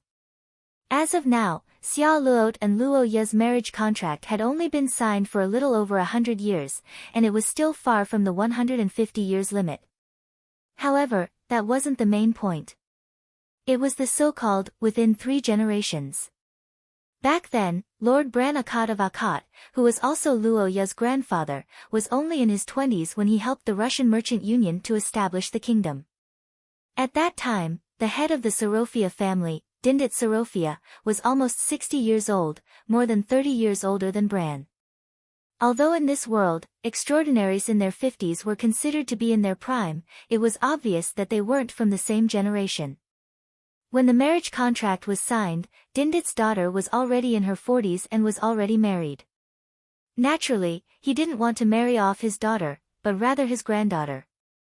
However, Bran was already married at that time, so the marriage contract was postponed. However, when the marriage contract was extended to 100 years later, there was a huge problem. Luoya Akot, as Bran's grandson, was the third generation and was within the marriage contract's validity. However, Xia Luot Sorofia was Dindit's great-granddaughter, so she was the fourth generation. In other words, the marriage contract was invalid in Xia Luot's generation. When the theocracy mentioned this fact, all the members of the Russian Merchant Union were stunned. The next moment, a loud bang came from Xia Luot. What a joke! The reddish-brown-haired girl slammed the solid wooden table in front of her into pieces in a fit of anger. She stood up and glared at Noelle. However, the blonde girl was quite calm in the face of Charlotte's fierce attack. She took a sip of tea and looked at Charlotte and asked calmly, "What's the matter?" "What? Miss Xia Luot, do you have any questions?" "Of course. Do you think I haven't read the laws of the theocracy before? There's no additional clause at all." "Hee, are you finally beginning to lose your mind? Have you read the original case of the marriage law of the Church of Saint Maester? If you haven't seen it, please speak carefully. We will record any slander you make. Also, Miss Xia Luot, you seem to have misunderstood me. I didn't deny the marriage contract between the Akot family and the Sorofia family. I only denied you." The golden-haired angel recalled Charlot's words last night, and he happily retaliated with a smile on his face. The marriage contract between Akot and Sorofia is a century-old one. It has deep historical significance. Why would I break such a contract? I just want it to be carried out according to the agreement. But Xia Luot, you can't do it, but your aunts can. You. Young miss, please calm down. Facing Xia Luot, who was completely enraged by the Noa ire, the former legal officer of the Russian Merchant Union, Karu, hurriedly gestured to stop her. The experienced old man narrowed his eyes. He knew that anger was useless now. It was time to show his skills. "Judge Coster, may I ask what year the 43rd Amendment to the marriage law of the Church of Saint Maester was passed? Was the original case brought?" "As far as I know, at least in the laws issued by the Russian Merchant Union, there is no such article. The amendment to the law was made 120 years ago in the autumn of the Third Era, in the year 890. At that time, there were many cases of marriage contract fraud. In order to stabilize the order among the nobles, the judicial system of the Church of Saint Maester made amendments to the marriage law. 4 articles were added to it. This is one of them." Judge Coster confidently brought up these old matters to increase the credibility of the Church of Saint Maester. However, Karu didn't buy it. The old man with a white beard waved his hand and angrily rebuked the judge. "Ridiculous. Judge Coster, this is the sacred legal hall. Please be careful with your words. The amendment to the Church of Saint Maester was made 120 years ago. Then why hasn't this section been published in the Church of Saint Maester's legal code?" "That's because the Church of Saint Maester's legal code is for all citizens. The amendment to the marriage law of the Church of Saint Maester was set up separately for the nobles. It has never been printed on a large scale. However, there have been dozens of cases decided based on the amendment in the past century. This is an undeniable fact." "I see. Then I will admit the existence of the amendment to the 43rd Amendment to the marriage law of the Church of Saint Maester. However, I would like to question the time and jurisdiction of the amendment. In my opinion, although the amendment was made early, it was published later than the time when the marriage contract between Akot and Sorofia was signed. On the other hand, the marriage contract between us and Akot was signed in the territory of Saint Maester, not the Church of Saint Maester. Therefore, the amendment to the Church of Saint Maester should not involve the Sorofia family." The former head of the legal department, Karu, had dragged the entire conference into a quagmire. At this point, both sides were completely at loggerheads, and all kinds of dirty tricks were used. Judge Coster was disgusted by Loche's close combat. He desperately emphasized the reliability and authenticity of the Church of St. Maester's law, but Karu turned a blind eye to it. He only insisted on 2 points. One was the confirmation letter from the Akkad family regarding the amendment to the law, and the other was the scope of application of the Church of St. Maester's supplementary clause.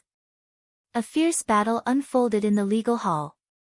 The scene was fierce beyond imagination. However, at the back, the red-haired girl's heart was cold. In any case, her marriage contract with Luoya had become a major point of dispute. Before the two sides reached a conclusion, it was basically invalid. Although Xia Luot could rely on a strong legal team to not completely lose the marriage contract, she could no longer enforce it under reasonable circumstances. Xia Luot's strongest weapon was useless. The battle in the legal hall of St. Maester was fierce. On the other side, in the Sorofia manor, Ai Lizi's heart was also burning. Not long ago, when Andrew said that he could use the life energy of realization to heal, Luoya could be said to be relieved. After all, the bird in Ai Lizi's palm was so vivid.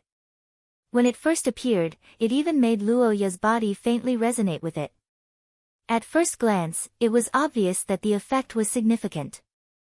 If this bird went down, even if it didn't cure the disease, at least it wouldn't be far from recovery, right? The black-haired boy smiled as he thought so. Then he saw the cute bird that he had high hopes for fall in front of his eyes. Chapter 204.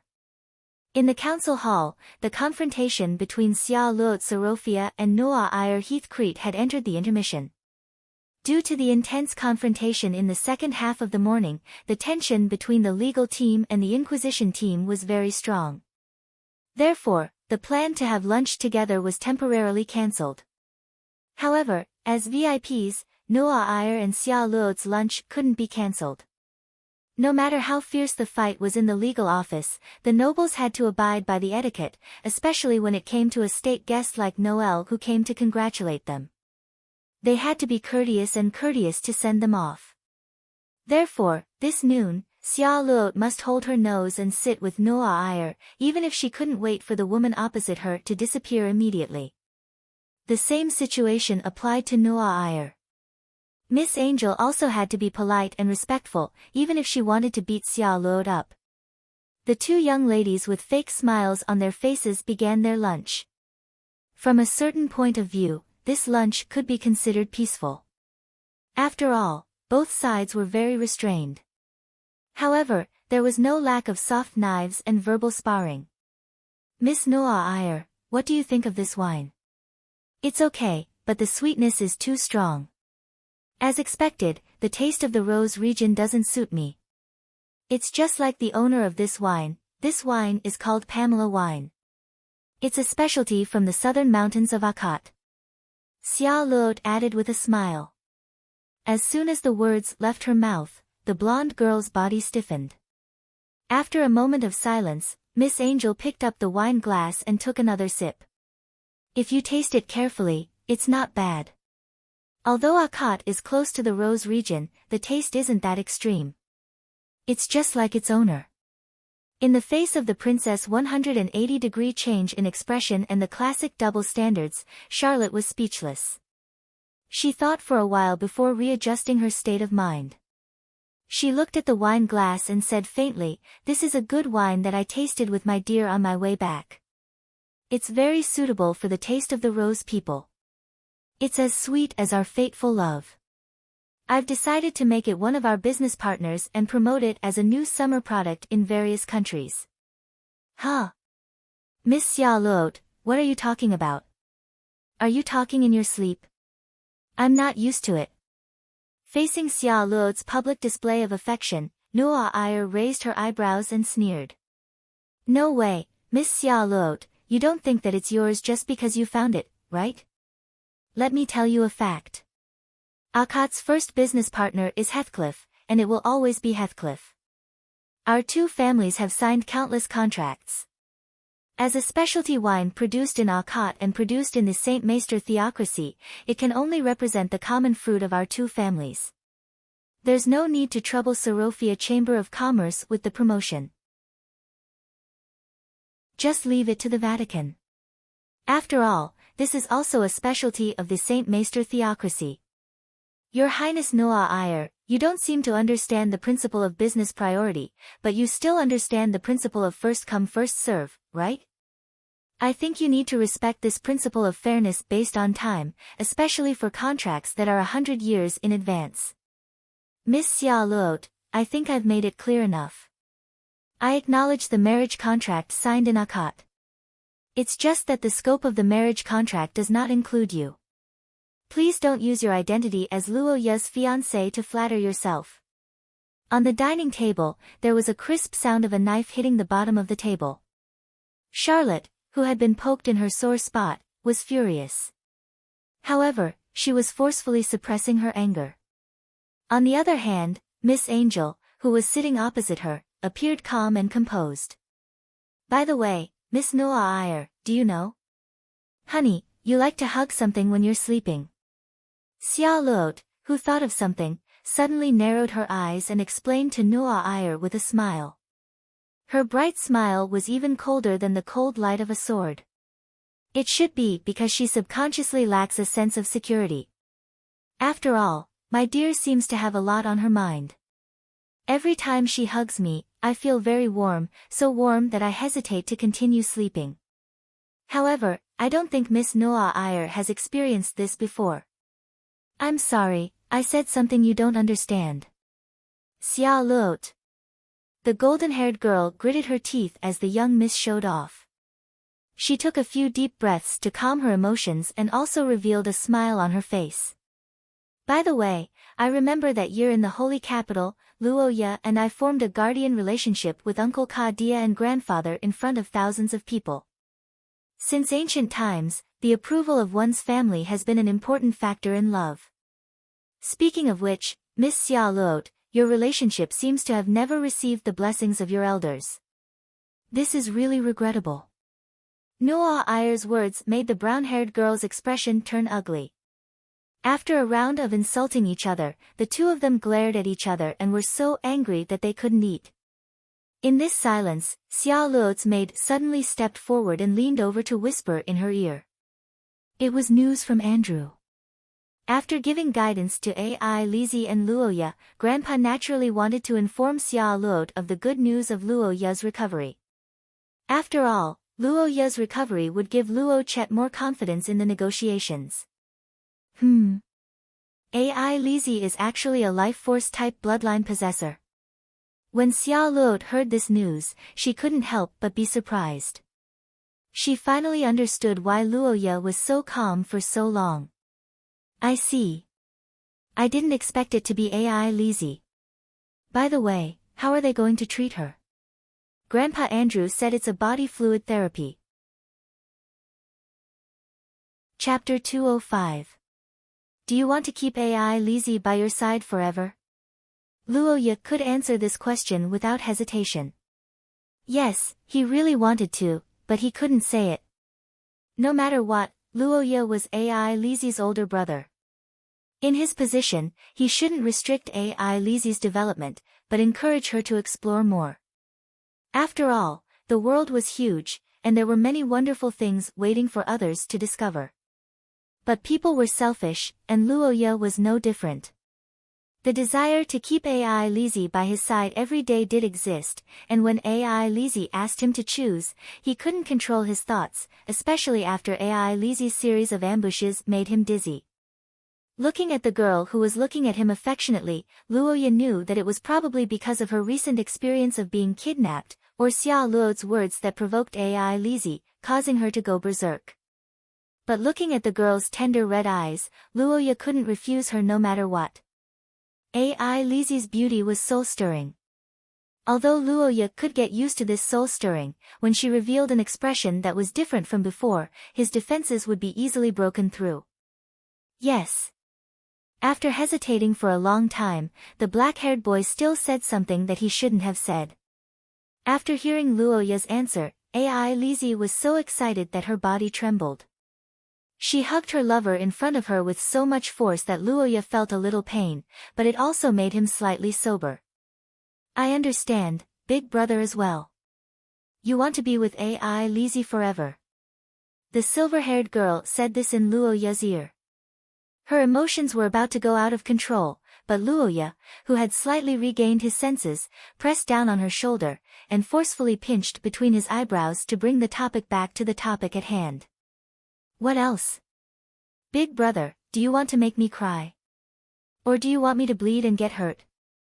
No, that's not what I meant. After hearing AI Lizzie's words, Luoya stuttered and didn't know how to explain, but the silver-haired girl spoke righteously. Old Mr. Andrews said that I have to control my intake a little and not overdo it. If it's tears, I'll have to cry a few times. If there's too much life energy in the blood, it's hard to control. In the end, isn't saliva the most convenient? After listening to Elisa's explanation, Roha carefully thought about it. He found that saliva was indeed easy to secrete and easy to control. The dose of life energy was also small. From the functional point of view, it was almost perfect. Okay, it's like that, but Luoya's face was red, but he didn't say anything for a long time. He said it was ambiguous, but the kiss had already broken through the boundary of ambiguity. He said it was too intimate, but it also felt a little cold towards AI Lizzie. He said it wasn't ethical, but AI Lizzie wasn't related to him by blood. Although AI Lizzie was spoiled by Luoya like a little princess in the Akat family, and Kadia was very satisfied with her, in fact, AI Lizzie had the right to leave the Akat family at any time after she reached adulthood. In the beginning, Kadia adopted AI Lizzie to take care of her until she reached adulthood and marry into a good family to comfort his comrade's soul in heaven. However, the series of changes that happened later made the Marquis want to digest her internally.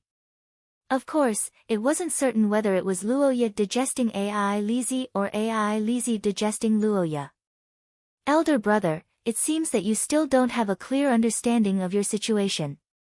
Seeing that Luoya's resistance had reached the final passive resistance and was about to be broken through, AI Lizzie was very excited, but her face was calm and serious. She seriously looked at Luoya's golden eyes, her eyes full of concern.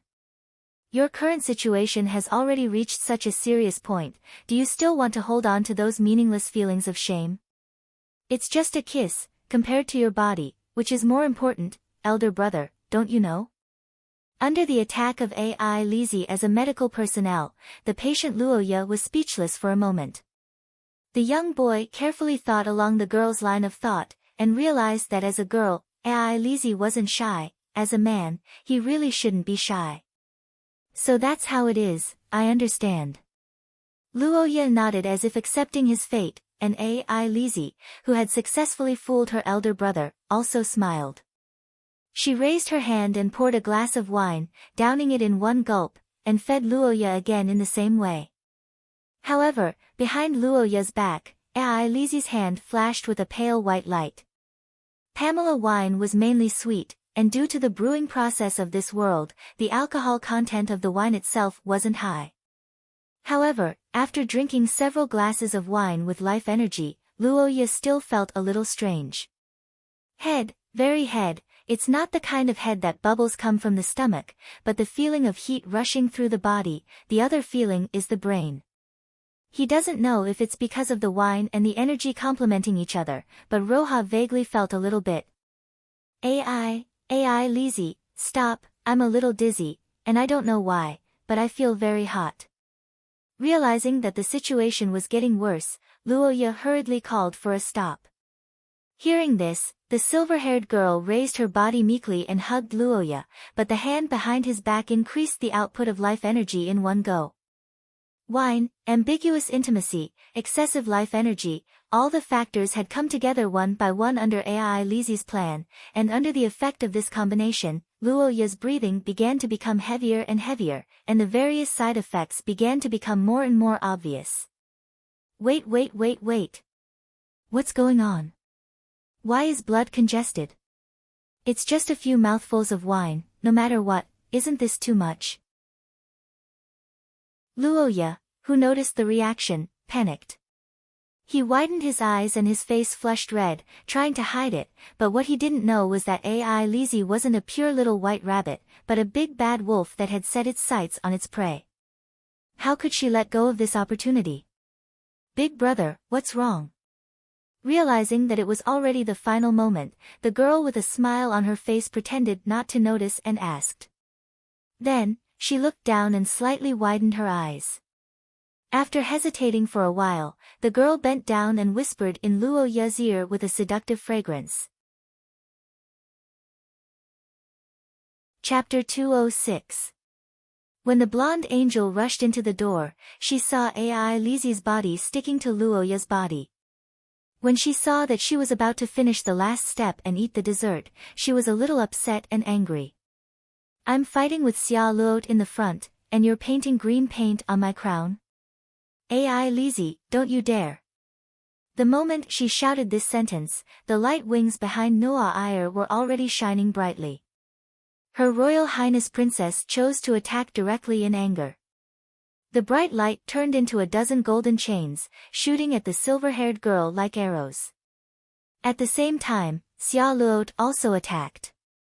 A crisp sound sounded on Luo Ye's body. It was the sound of the glass bottle breaking.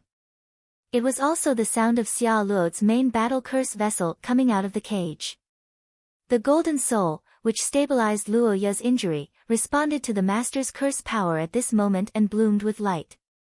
In an instant, the golden liquid expanded rapidly in the air, turning into a ball that wrapped Luo Ye, physically isolating AI Lizzie outside.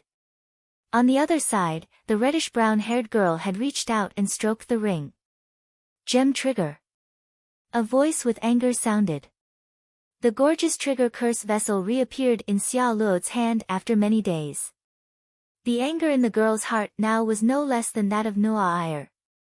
If her Royal Highness Princess was angry because of being betrayed by her ally, then Xia Luo was angry because of this place. This was 100 Birds Hall, Xia Luo's home. Being cuckolded at home, no woman could bear this kind of treatment, let alone a noble lady. Bang! Along with the sound of the trigger being pulled, the gemstone shattered into bits of light powder. An ice-cold and slow curse suddenly appeared out of nowhere and rapidly spread in Elisa's blood. The sudden arrival of the curse made Elisa's body feel as if she had fallen into an ice cave. Behind her, the golden chains had already rushed forward. Under the preemptive attack of Noah Iyer and Xia Luo, AI Lizzie could be said to be in a crisis. However, no matter how angry they were, they didn't let it get to their heads. They both understood that AI Lizzie couldn't really be hurt, at least not in front of Luo Ye, so they used control spells. After the chain rushed out, Noah Iyer didn't follow up with any spells, and Xia Luo also lowered the trigger. The two girls were confident in their moves, and also believed that under their cooperation, the silver-haired girl would inevitably fall. No matter what, AI Lizzie was only an adopted child of the Akkad family, and didn't have Akkad's bloodline. Not to mention in Saint Maester theocracy, even in Akkad territory, she was unknown. Noah Iyer could vaguely sense a threat from her every birthday, but she had never seen her make a move. As for Xia Luo, she didn't put AI Lizzie in her eyes at all. In her eyes, the outcome was already decided. However, the result of the matter was far beyond their expectations. You too. How long do you want to hinder me and my elder brother? Under the invasion of the cold, the silver-haired girl roared and her body began to emit light. Her red eyes angrily glared at the two girls who ruined her plan, and she raised her finger and softly chanted. Curse disintegration. The moment AI Lizzie released the curse, an invisible wave gushed out from her body and swept through the room like a gust of wind. The chain that rushed towards her like an arrow disappeared like a painting erased by a painter, and the cold and stiffness in her body also returned to normal as if it didn't exist. Noah Iyer and Xia Luo, who were at the door, suddenly widened their eyes when the curse was released. It wasn't because their curse was cancelled, but because of the powerful anti-curse skill called curse disintegration. As a powerful countermeasure against extraordinary spellcasters, this skill was a must-learn for almost all extraordinary spellcasters. Even the extremist swordsman who didn't know how to cast other curses would practice it.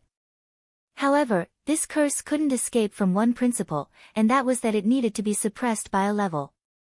When facing powerful curses like Nuo Ire and Xia Luot, it needed to be one level higher to completely dispel it. In other words, it needed to be at source level 3. Source level 3. How is that possible? This little girl.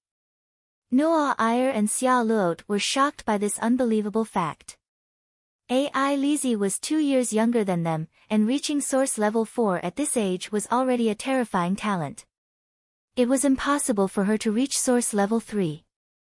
If this was true, it would break the record of the extraordinary humans in history. Wait. She's still using other curses.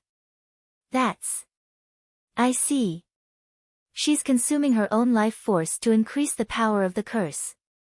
Nuo Ire suddenly understood when she saw the girl's body emitting a faint glow. Curse overload was a curse that was relatively difficult to learn and almost no one used it. The principle was very simple, and it was purely to increase the power of the curse. It could even release higher-level curses that didn't match the current level. The side effect was also simple and straightforward, which was to damage one's life force. Harming oneself in order to increase the power of one or two curses was a big taboo in actual combat, because almost no one could guarantee that they could defeat their opponent in a single move. However, this curse was tailor-made for Ai Lizi, and even the difficulty of Xia's curse was reduced by half for her. This was because people with regenerative bloodlines didn't have to worry about the side effects. Ai Lizi, Kata, had reached source level 4 at such a young age, and it wasn't just because of her talent that Nuo Ire and the others thought. More importantly, it was because of her bloodline. Ordinary extraordinary humans might only be able to release 10 curses every day before they couldn't bear the side effects, but Ai Lizi could use her bloodline ability to practice dozens or even hundreds of times. If Xia Luot was a genius, and Nuo Ire was a genius who worked hard, then Ai Lizi was a genius who worked hard to break through the age gap. There was no doubt that there were many painful experiences in this kind of hard work, but in order to stay by her elder brother's side forever, Ai Lizi endured it all. This was also the reason why Ka Dia supported her. When he saw the girl repeatedly being injured and healed, but still releasing curses to become stronger, perhaps even a cold-hearted person would be moved. In fact, in Ka Dia's eyes, the most reliable member of the Akata family wasn't Luoya, nor was it the group of powerful and numerous guards, but Ai Lizi. Ka Dia believed from the beginning that if Luoya's life was in danger, this girl who usually didn't reveal her abilities would be able to disregard her own life and stand in front of him. Once Ai Lizi broke through to source level 3, she would be able to trade her life for his. Of course, Ka Dia didn't want this to happen, but this didn't stop him from acknowledging Ai Lizi. Chapter 207. Inside the 100 Birds Hall, inside the giant skeleton wrapped in red curses, a black-haired youth calmly looked at the three girls silently. Under his gaze, Nuo Ire, Xia Luot, and Ai Lizi were all stunned. The three girls looked at each other, and the scene fell into silence. Luoya looked at the three girls holding weapons and couldn't help but sigh. To be honest, Luoya still didn't understand the situation. From his perspective, before Ai Lizi finished exhaling in his ear, the door of the room flew open, and then the glass bottle containing the golden soul shattered. The golden liquid directly surrounded him, and after that, he could only rely on his curses to sense the situation. Although he couldn't see or hear, Luoya's curses were still quite good. Of course, another reason was that the three people outside were really lively.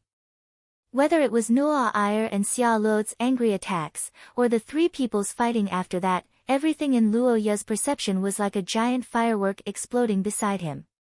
In a trance, the black-haired youth felt like he was sitting on a mountain of firecrackers in a fireworks factory. He didn't know what to do as he felt the nearby mountains shaking. They're fighting. When this fact was reflected in Luoya's mind, the black-haired youth's first reaction was to not believe it. How is this possible? Who are the people here? Noa Iyer, the princess of the Papal Kingdom, the future leader of the Vatican, Xia Lot, the eldest daughter of Rose, the successor of Serofia, Ai Lizi, the eldest daughter of the Akkad family. No matter how you look at it, this lineup basically represented the top nobles in this world. As the representatives of noble ladies, they should be elegant, virtuous, and courteous. Even if they were angry, they should be careful to show the magnanimity of nobles. How could they fight like shrews? Thinking this, Luoya shook his head. He felt that something might have gone wrong. For example, the golden soul amplified the fluctuations of the curses. But as time passed, when he felt the physical shaking of the earth, the black-haired youth's face changed a little. Forget about the curses, the shaking of the earth couldn't be fake, right? What did the three ladies do to shake the earth? Luoya didn't know the answer to this question, but he knew that this was definitely not something that could be caused by a calm conversation. In a hurry, Luoya decisively decided to make a move. When he circulated his curses, he suddenly found the channel with the Gulan Daer reconnected. Luoya sighed at Ai Lizi's great healing pill, at the same time, had the courage to suppress the signs of a full-scale conflict. Luoya's goal of the Gulan Daer had achieved his goal. Tell me, what do you want to do? In the room, the black-haired youth patted the dust off his body and looked at the three stunned ladies from the huge skeleton. Recalling the scene just now, he couldn't help but feel a lingering fear. The attack of the three ladies just now was no joke. If the Gulan Daer didn't break the collision of the curses, the 100 Birds Hall would have collapsed. More importantly, if there was a big movement, the matter of the princess of the theocracy, Miss Rosetta, and the young lady of the Akkad family fighting would be completely exposed. Having a bad relationship in private and having a falling out in public were two different things, let alone rolling up their sleeves and fighting. No matter what the reason was, this matter would become a stain on the three ladies. Under Luoya's questioning, the three ladies gradually calmed down. They looked at each other and thought of the possible impact of this matter. For a moment, they all fell silent. You, Noa Iyer Heathcrit, represent the theocracy in the Holy See. You, Xia Lot Serofia, represent Rosetta and Serofia. You, Ai Lizi Akkad, represent the Akkad family, me, and my father. Do you think the three of you can fight? The black-haired youth pointed at the ladies who made a big mistake one by one and criticized their almost brainless behavior. Under Luoya's angry rebuke, Noa Iyer looked away, Xia Lot lowered her head, and Ai Lizi directly wiped her eyes and cried. Because, sob, I finally have time to be intimate with my big brother, but they're bothering me again, sob, Ai Lizi choked out her dissatisfaction. Her pitiful look made Luoya's heart ache. He wanted to rush over and hug her immediately, but now that all three of them were present, Luoya could only suppress his thoughts. He thought for a moment, sighed, and softened his tone a little. No matter what the reason is, the relationship between the three of you shouldn't be like this. Fighting is too much, not to mention a fight with such a big commotion. The high-level extraordinary Rosetta must have sensed your fight just now. My father and the others will probably rush over soon. What do you plan to say? Luoya's question was like a sharp knife stabbing into the hearts of the three impulsive ladies. Not to mention Xia Lot and Ai Lizi whose fathers were about to arrive, even Noa Iyer's face turned a little pale. This, if you say it's a fight, it doesn't seem right. I'm afraid my father and the others won't believe it. Nonsense, the three of you are fighting in front of my sickbed? It would be strange if they would believe it. Luoya complained in his heart. He turned to look at the messy surroundings and the servants and guards who rushed over to look at them from the door. Luoya didn't want too many witnesses, so he decisively dispersed the crowd. Then, he looked at the three girls and smiled bitterly. He felt a headache coming on. Before their parents arrived, Luoya said that he would help the three girls no matter what. Otherwise, if it really caused a conflict between the higher-ups, Luoya wouldn't be able to absolve himself from the blame. Moreover, the great impact on the future would cause Luo Ya's originally useless plot prediction to completely collapse. Gulan Daer, it seems that I can only let you be the scapegoat. Use my power to cover the traces of the curse power. After thinking for a long time, Luo Ya apologetically apologized to the giant skeleton. Gulan Daer readily agreed. A gust of red wind blew by, and everything in the room began to become undead. This should be enough, right? Luo Ya looked around and nodded as he muttered to himself. Just as he was about to thank Gulan Daer, he suddenly felt something sweet in his throat. The next second, he directly coughed out a mouthful of blood. Chapter 208. In the steamy bathroom, Luo Ya Akat leaned against the edge of the pool, looking up at the gorgeous chandelier above his head in a daze. After a long time, the black-haired youth exhaled and looked down helplessly. Okay, my little brother hasn't rested yet, I'll continue to soak. Sigh. With a helpless sigh, Luo Ya scooped up a handful of cold water and washed his face, hoping to cool down his overheated brain, but the truth was that it didn't have much effect. Actually, Roha couldn't feel much of the outside world's temperature right now. The excessive amount of life energy was running all over his body, making him feel as uncomfortable as if he ate 200 kidneys and drank 100 pounds of ginseng wine. Looking at his pale pink body that was like a freshly cooked crab, Luo Ya couldn't help but recall the chaos an hour ago. An hour ago, in order to get rid of the side effects of his life exhaustion, Luo Ya and Ai Lizi performed a special treatment. According to Master Andrew's recommendation, they used the body fluid method, but strangely, during the treatment process, the body fluid method that should have been clearly controllable went wrong, causing a serious excess of life energy. Originally, Luo Ya wanted to collect Ai Lizi's tears, but because of her firm opposition, the two changed to a rather ambiguous method of feeding each other wine, but this method inexplicably overdosed. Until now, Luo Ya still didn't understand why a few mouthfuls of wine with a trace of saliva could make him like this. After a long time, he could only attribute it to Ai Lizi's life energy and the Pamela wine having an unknown reaction that strengthened the effect. But just like how most people didn't care about the cause of the incident, when the door was blown open, Noah Iyer and Xia Luo didn't care about how Luo Ya's situation became like this. They only cared about one thing, and that was Ai Lizi riding on top of him. The two of them looked like they were in a delirious state. Although he inexplicably felt that the girls didn't want him to be too sober after seeing his appearance, and they didn't seem too happy when the servants gave him an ice pack, at that time, he didn't have time to think about why, because there were more troublesome things waiting for him. More than 10 minutes after the three girls started fighting, Kadia and Bruce came together, followed by Andrew and a group of important figures.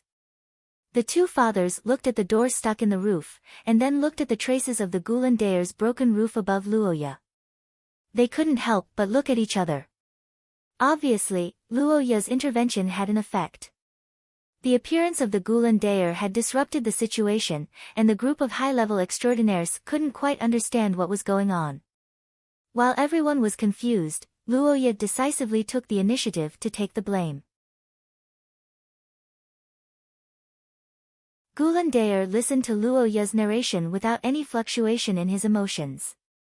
However, when Luo Ya said that he was watched by a pair of eyes, the light spots in the huge skeleton's eye sockets couldn't help but shrink. It's a little troublesome. When Gulan Daer finished listening to Luo Ya's words and gave such an evaluation, the black-haired young man couldn't help but have a serious expression.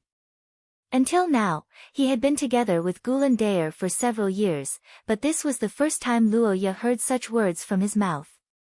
Generally speaking, when Luo Ya asked a question, he would give the word small, just like when he was a giant overlooking the world. These were all small questions, but this time, it was troublesome. Is the owner of that pair of eyes very strong? I'm not sure. When you were dreaming, the passage was broken, and I couldn't sense anything. However, the ability you absorbed did come from a powerful monster. If this monster is only the servant of the Mother Goddess, then her strength is probably far beyond imagination. Gulan Daer, Have you not heard of the Mother Goddess in your time? Maybe I have heard of it, maybe I haven't. It's probably because my head is empty. In the long years, I have forgotten too many things. I can't remember a lot of things when I was alive. Ghoulandaire hesitated for a long time and said, "It seems that I have to find some people for you." Chapter 209. For a long time, whenever Luoya and the Ghoulandaire talked about the strength, source substance, the giant skeleton didn't seem to care. After all, in the eyes of the Ghoulandaire, who ruled the land in ancient times, anyone who didn't reach source rank 3 was just a small fry. It was a level that didn't need to be looked at. Of course, Luoya was an exception. Crown, origin substance. This was without a doubt a very special origin substance. Although it had the basic functions of an origin substance, relying on the bloodline, it could unleash unimaginable power. Under extreme circumstances, the owner of this origin substance could rely on the strength of a contestant to defeat opponents several levels higher. Of course, it wasn't a good thing to defeat opponents who were stronger than him.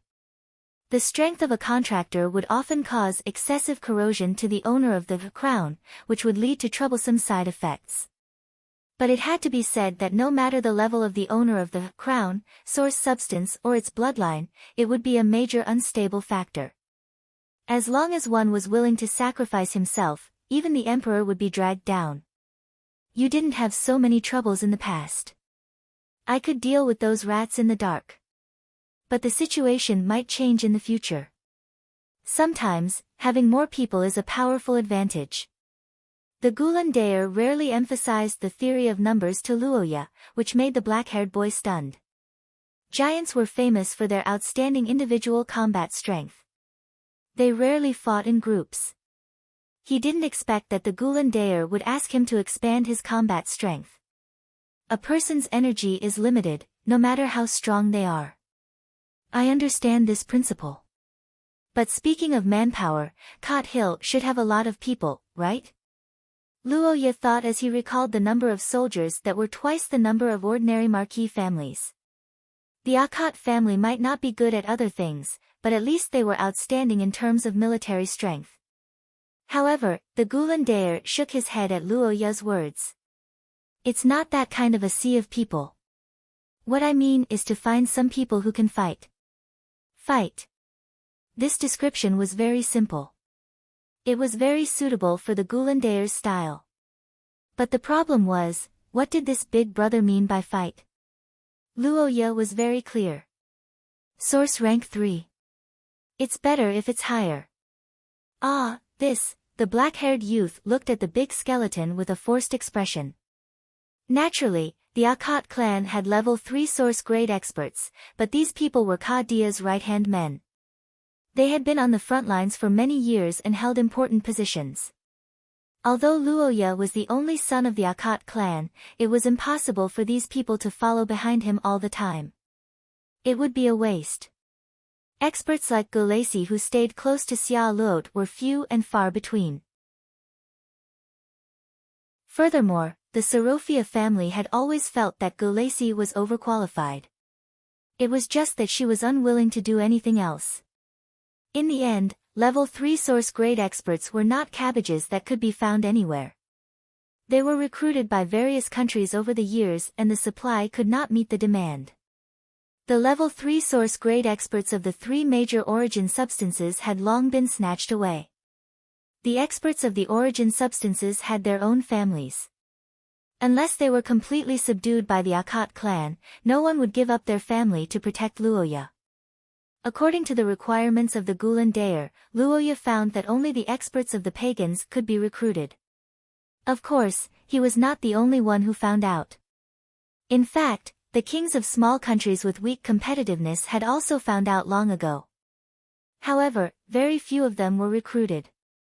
After all, considering the danger of these people, they were ticking time bombs of level 3 source grade. Normal people would not be able to handle it. Although others might not be able to handle it, Luoya might not be able to do so. This was because he had already grasped the highest control of 2 pathways. The Gulandair and Pei Tila, as the supreme existences of the ancient times, had reached the limit of their own origin substances. The pagans in this world who used their origin substances could be said to be under their control. Luoya was not clear about the Pei Tila's origin substance, but the Gulandair's Luoya was often used. So are there many people who still use the power, origin substance? Not too many. The giant's origin substances are not suitable for you, that was true. Looking at the giant's bodies, the power, origin substance was probably one of the cruder origin substances. There were probably not many suitable for the human race. Luoya thought so and sighed. He had to dispel the thought in his heart until the Gulandair continued. There are probably only 2 people who can be bribed. Is that so? That's 2. Big brother, what did you say? The black-haired young man sitting in the cold pool raised his head and stared at the Gulandair's skull for a while. The giant skeleton was silent for a while under his gaze and asked. Source level 3, do you need it? Yes. Call them. Call as many as you can. Luoya clenched his fist and gave an answer with excitement. The 2 source level 3 pagans led the pagans group. This was the highest organization among the pagans' largest mercenary group. With the stability of the Gulandair's control, they did not have to worry about falling into depravity. They were simply the best foreign aid. Thinking of this, Luoya was excited, but at the same time, he was a little worried. This deal was almost beneficial to Luoya, but what about these pagans who used the power, origin substance? Although the pagans generally did not have a good life in this world, they could still make a living in some small countries that valued strength more. With the strength of source level 3, it was possible to be a general. If Luoya wanted to buy them, the Akot family could also offer a price, but would they be willing to come? For this question, the Gulandair gave his own answer. Although the giant skeleton didn't know whether these people were living well or not, as a source substance user, the Gulandair could not only have a bad influence on them, but it could also have a good effect. For example, he could bless these downstream units. Chapter 210. In the past few years, Luoya had been paying attention to the favorability exchange district. The reason was that this district often had good things that were beneficial to the management of the territory. As the acting lord, Luoya had been able to achieve rapid economic growth in the past few years because of the favorability exchange district. However, even though Luoya had bought a lot of things here, he had only bought things that he could understand. For example, he bought things like furnaces and wooden bricks. As for the mysterious items, Luoya had never touched them. This was because in the distant past, there was a psychological shadow in his heart called the skeleton funeral group. It was best not to buy things recklessly.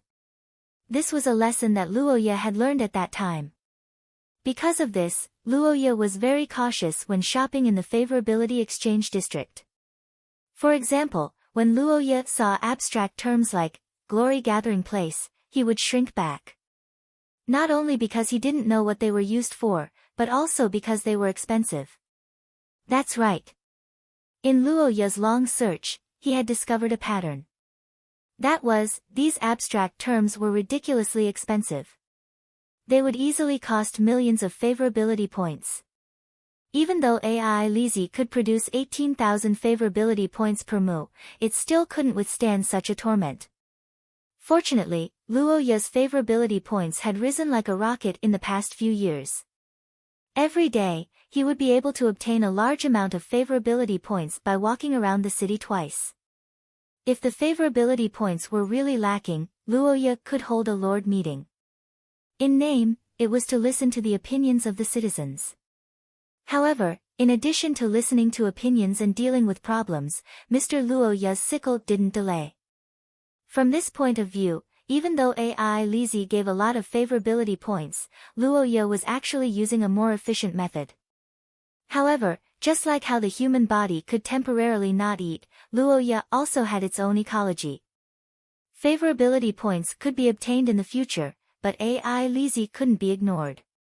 Under Luoya's guidance, the increase in favorability points wasn't as exaggerated as expected.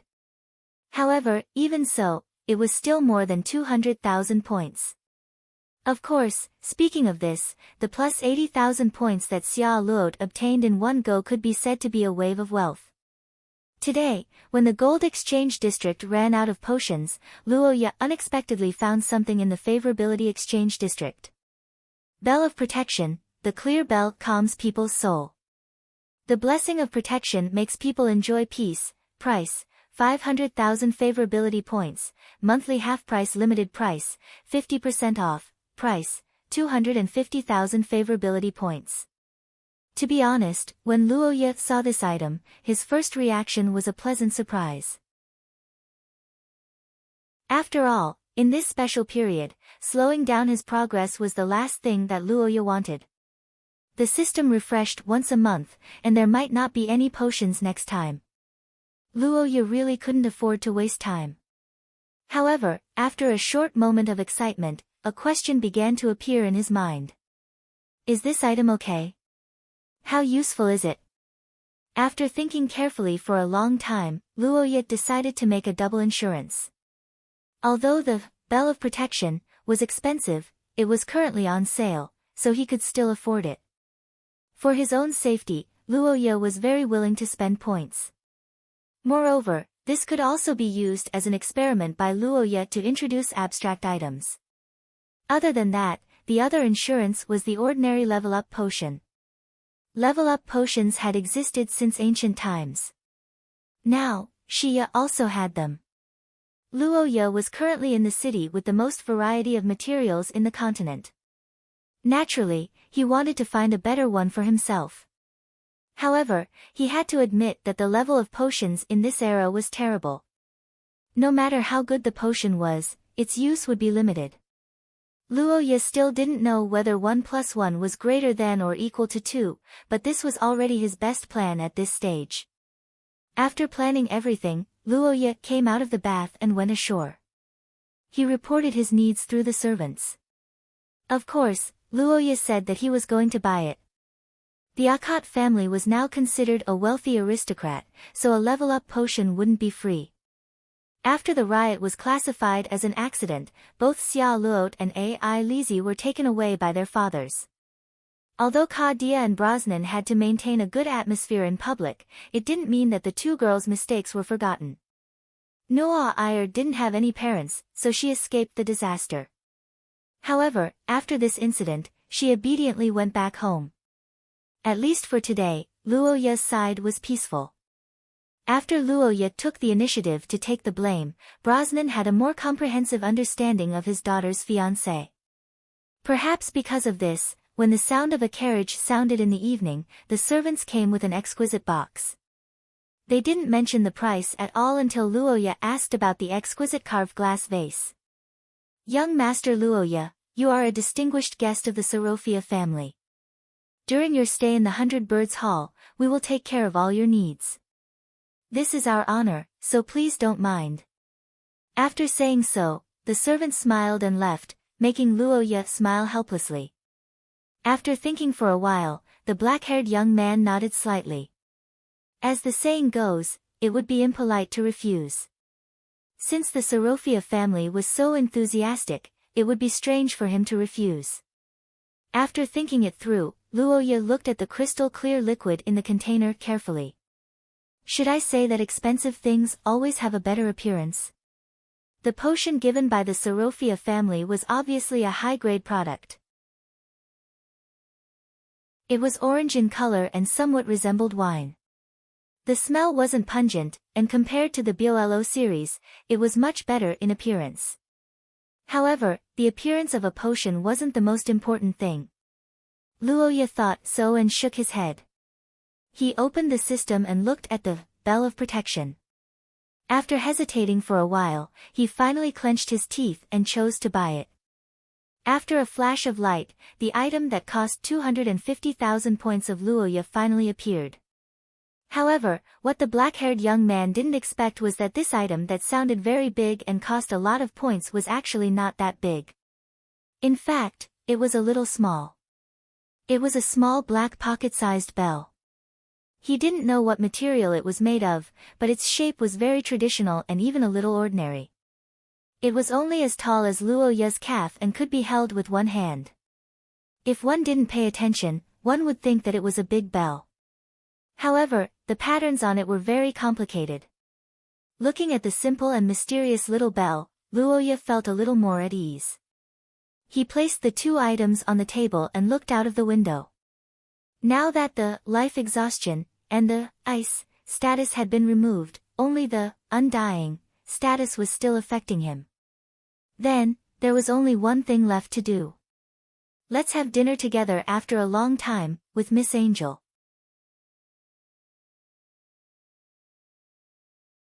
Chapter 211. Tonight, Rosetta City was calm and peaceful. The refreshing breeze brought the unique warmth of spring, and on the open-air terrace of the pavilion of Celta, the warm breeze was even more obvious due to the height.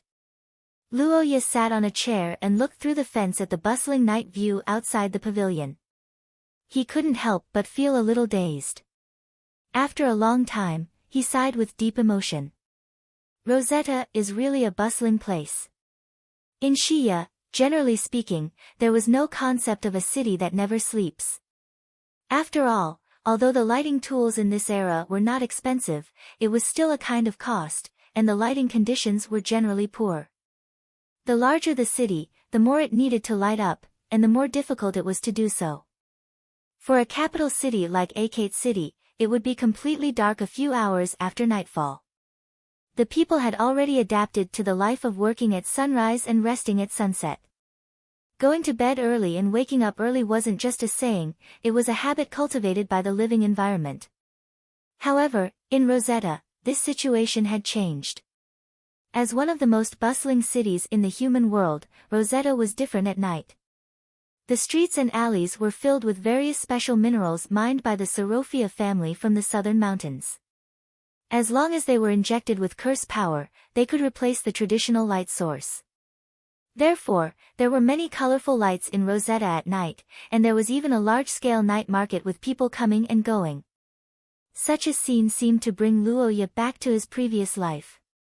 Well, this is indeed a bustling city, but bustle also means noise to a certain extent.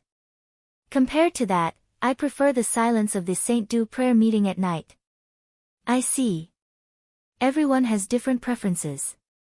The Saint Du is the seat of the Holy See, so it should be more solemn. Then where do you like better? I like both. When I'm bored, I can find interesting novelties in Rosetta. When I'm annoyed, the prayer meeting in Saint Du Lorraine is very good. Of course, I like Akate City the most. After all, it's my home. Sorry, I don't choose the golden nest or the silver nest. I choose my own dog nest. Facing Noah Ayer's deep question, Luoya gave his answer decisively. Noah Ayer was not happy or sad. She turned her head and looked at the scenery in the distance silently. Looking at the princess like this, Luoya could not help but gradually frown. What's going on? The black-haired boy looked at the girl and fell into deep thought. Luoya came to see the Noah Ayer an hour ago to remove the undead status. Although the undead status was rare, it wasn't difficult to remove.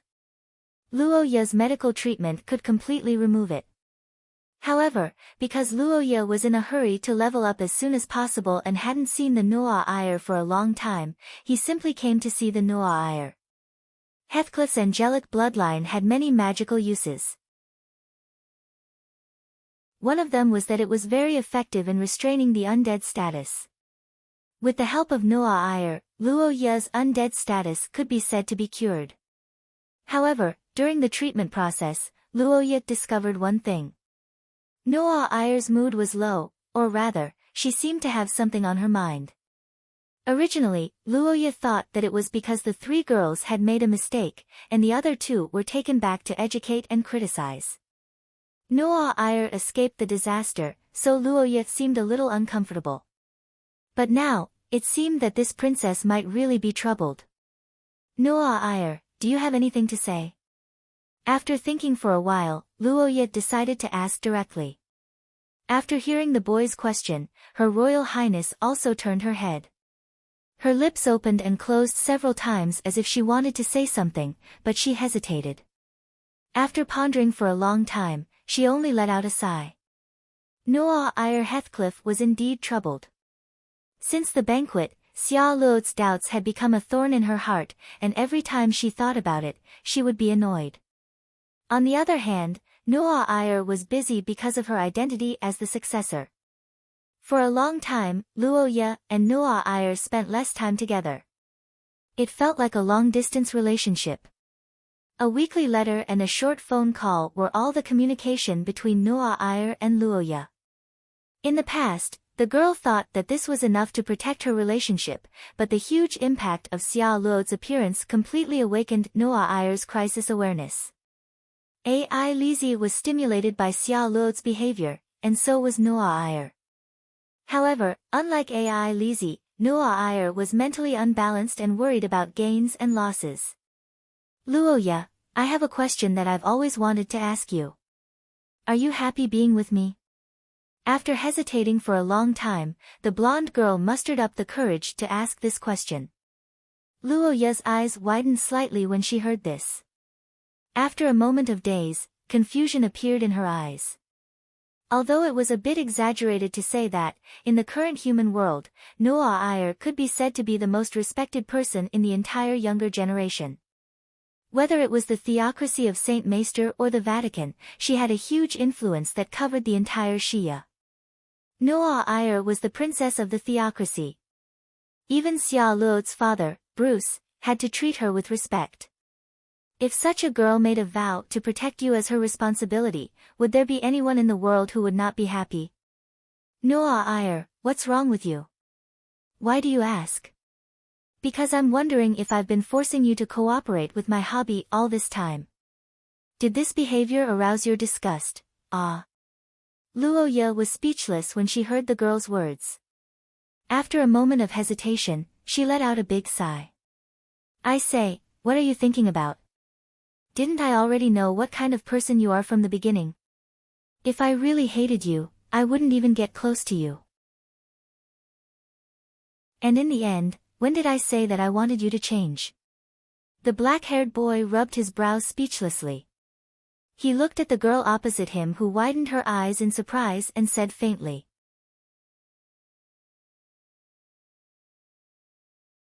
Chapter 212. While Luoya was enduring Noah Eyre's stormy attacks on the balcony at the top of the pavilion of Celta, Xia Luo Tsarophia was facing a serious challenge on another battlefield. This evening, a banquet was also held at the Carlos Hall in the second manor of Tsarophia. However, unlike the banquet where Noah Eyre and Luoya supported each other, Tsarophia's banquet was quite serious and unusually polite. There was only one person invited to this banquet, and that was the head of the Akkad family, Qadia Akkad. As for the invitee, it was Bruce Tsarophia. However, this was not a secret meeting between the two of them, but a third person. At the dining table, the reddish-brown-haired girl was eating her meal with proper etiquette. Beside her ears were the occasional chatter of the two family heads. From yesterday's exchange of pleasantries until now, Bruce and Qadia were already quite familiar with each other, which was why their conversations were much more relaxed. Marquis Qadia, the weather on your side this year seems to be better than in the past. Indeed, this winter is not as cold as in the past, but there is still a lot of snow. The weather on Rose's side is still stable. I think this year's grain production should be good.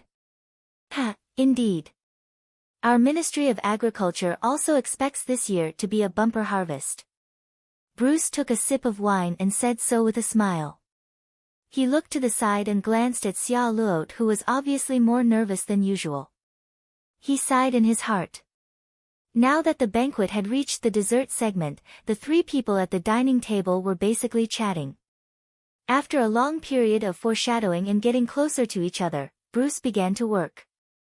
Marquis Qadia, I'm very sorry about this incident.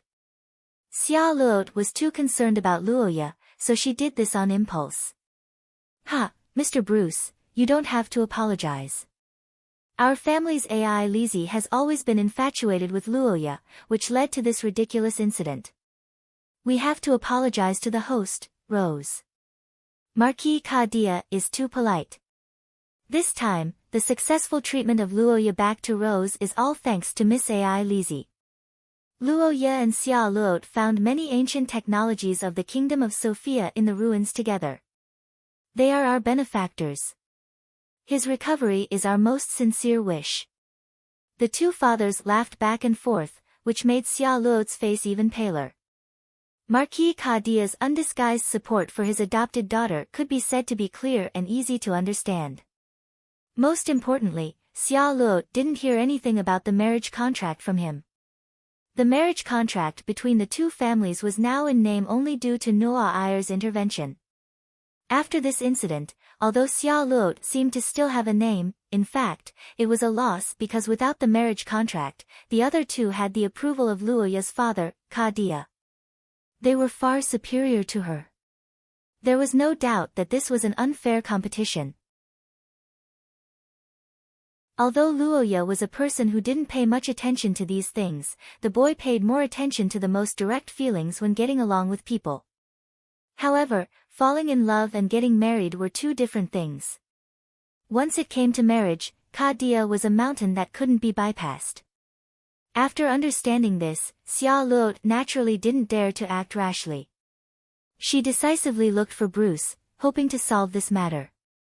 But so far, Kadia's attitude still hadn't changed. This time, Luoya helped our Sorofia family find important historical relics, many of which we have searched for hundreds of years without success. I think this means that the friendship between our two families has reached a fateful moment, and we can go further. Ha ha ha, Mr. Bruce, you flatter me. Luoya was just following the guidance of the bloodline. It was unexpected that she could help find Sorofia family's target curse vessel. As for the further cooperation between our two families, I agree. The economic development of Akat Hill is inseparable from Luoya's assistance and support. Under Kadia's modest and polite change of topic, Bruce smiled on the surface, but he was helpless in his heart. On the other side, Xia Luot was completely at a loss. To this day, Xia Luot didn't understand why Kadia was so opposed to her contacting Luoya. As the eldest daughter of the Sorofia family, Xia Luot ruled a region with her extraordinary talent when she was 9 years old. Even the leaders of the Rosetta Chamber of Commerce respected her from the bottom of their hearts. Whether it was talent, status, or ability, Xia Luot was almost impeccable.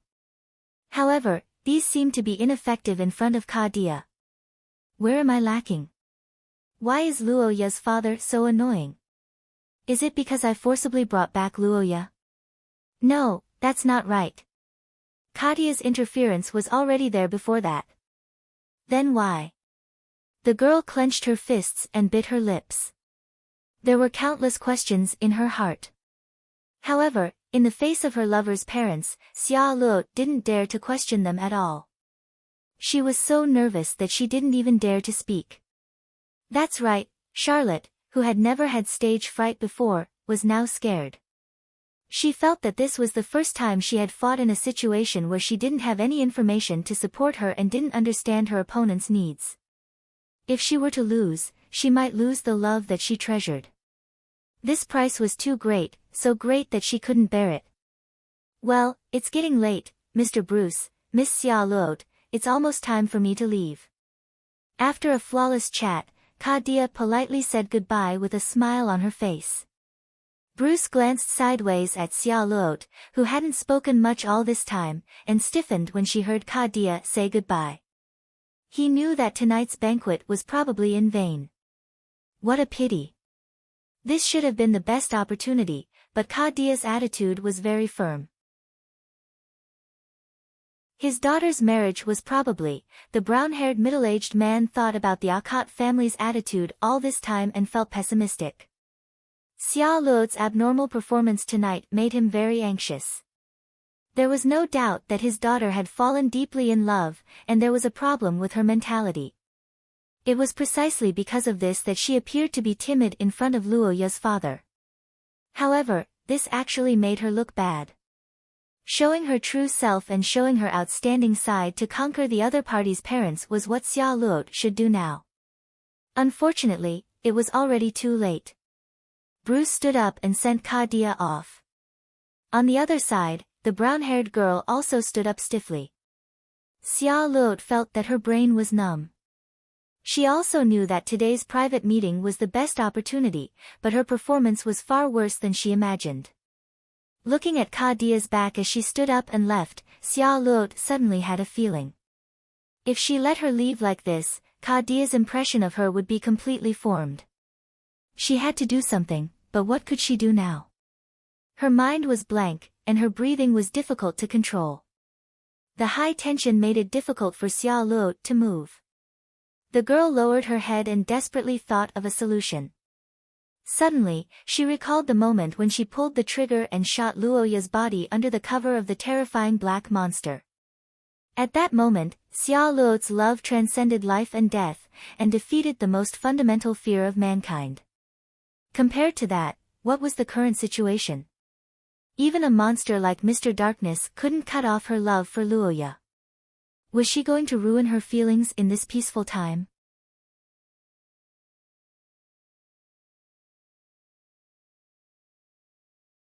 Chapter 213.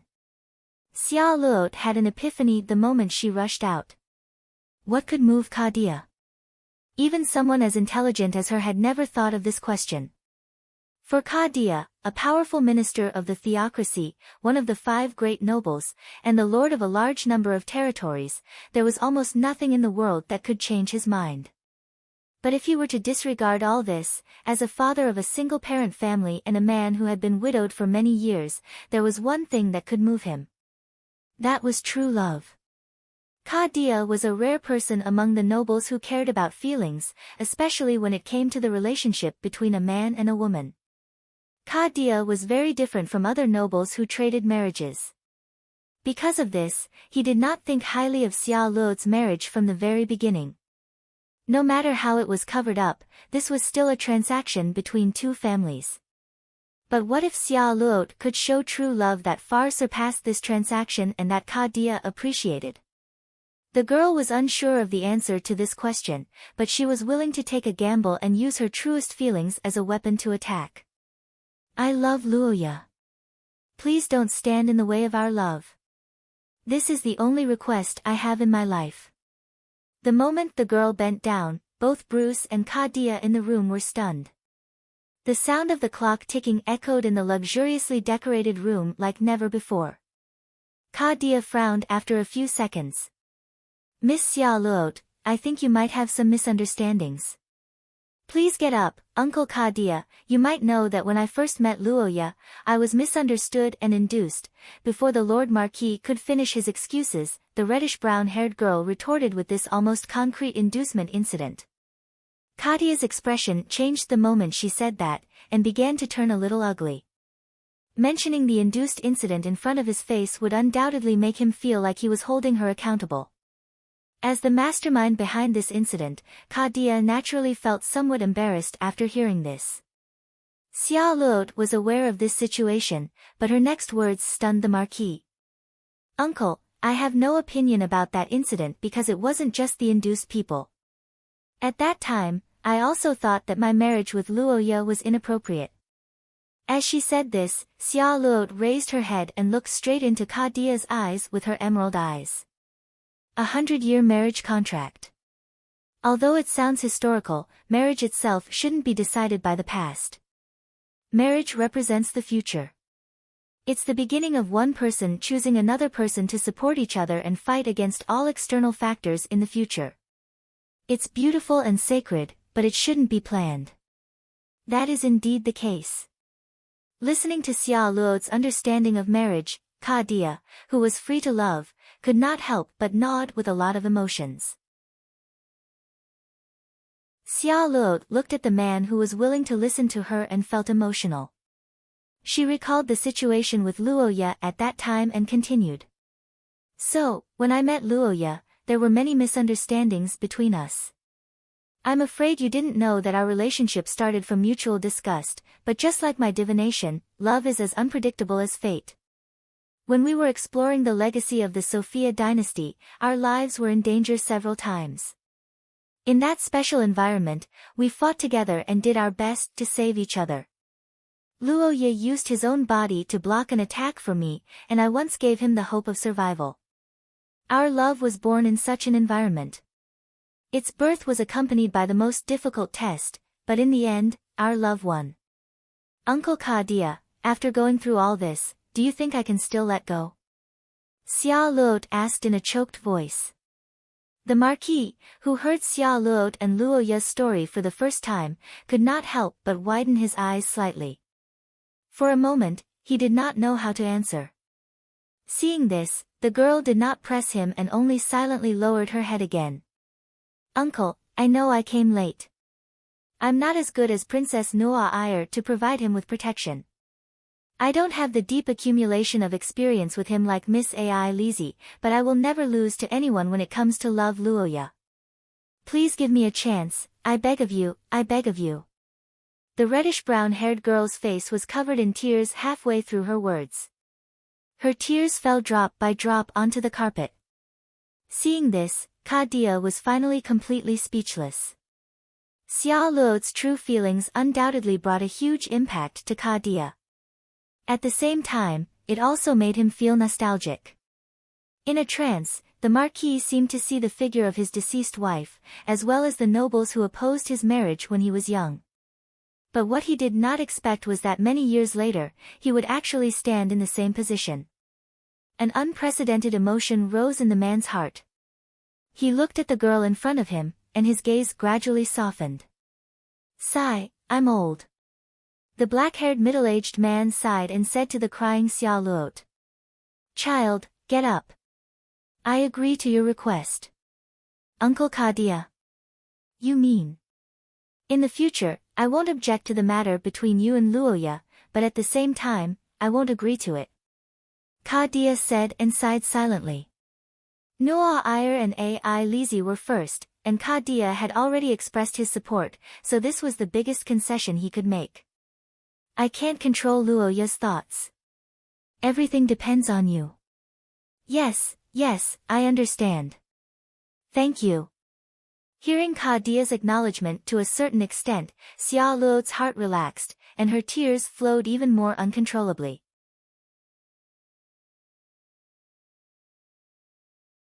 Chapter 214.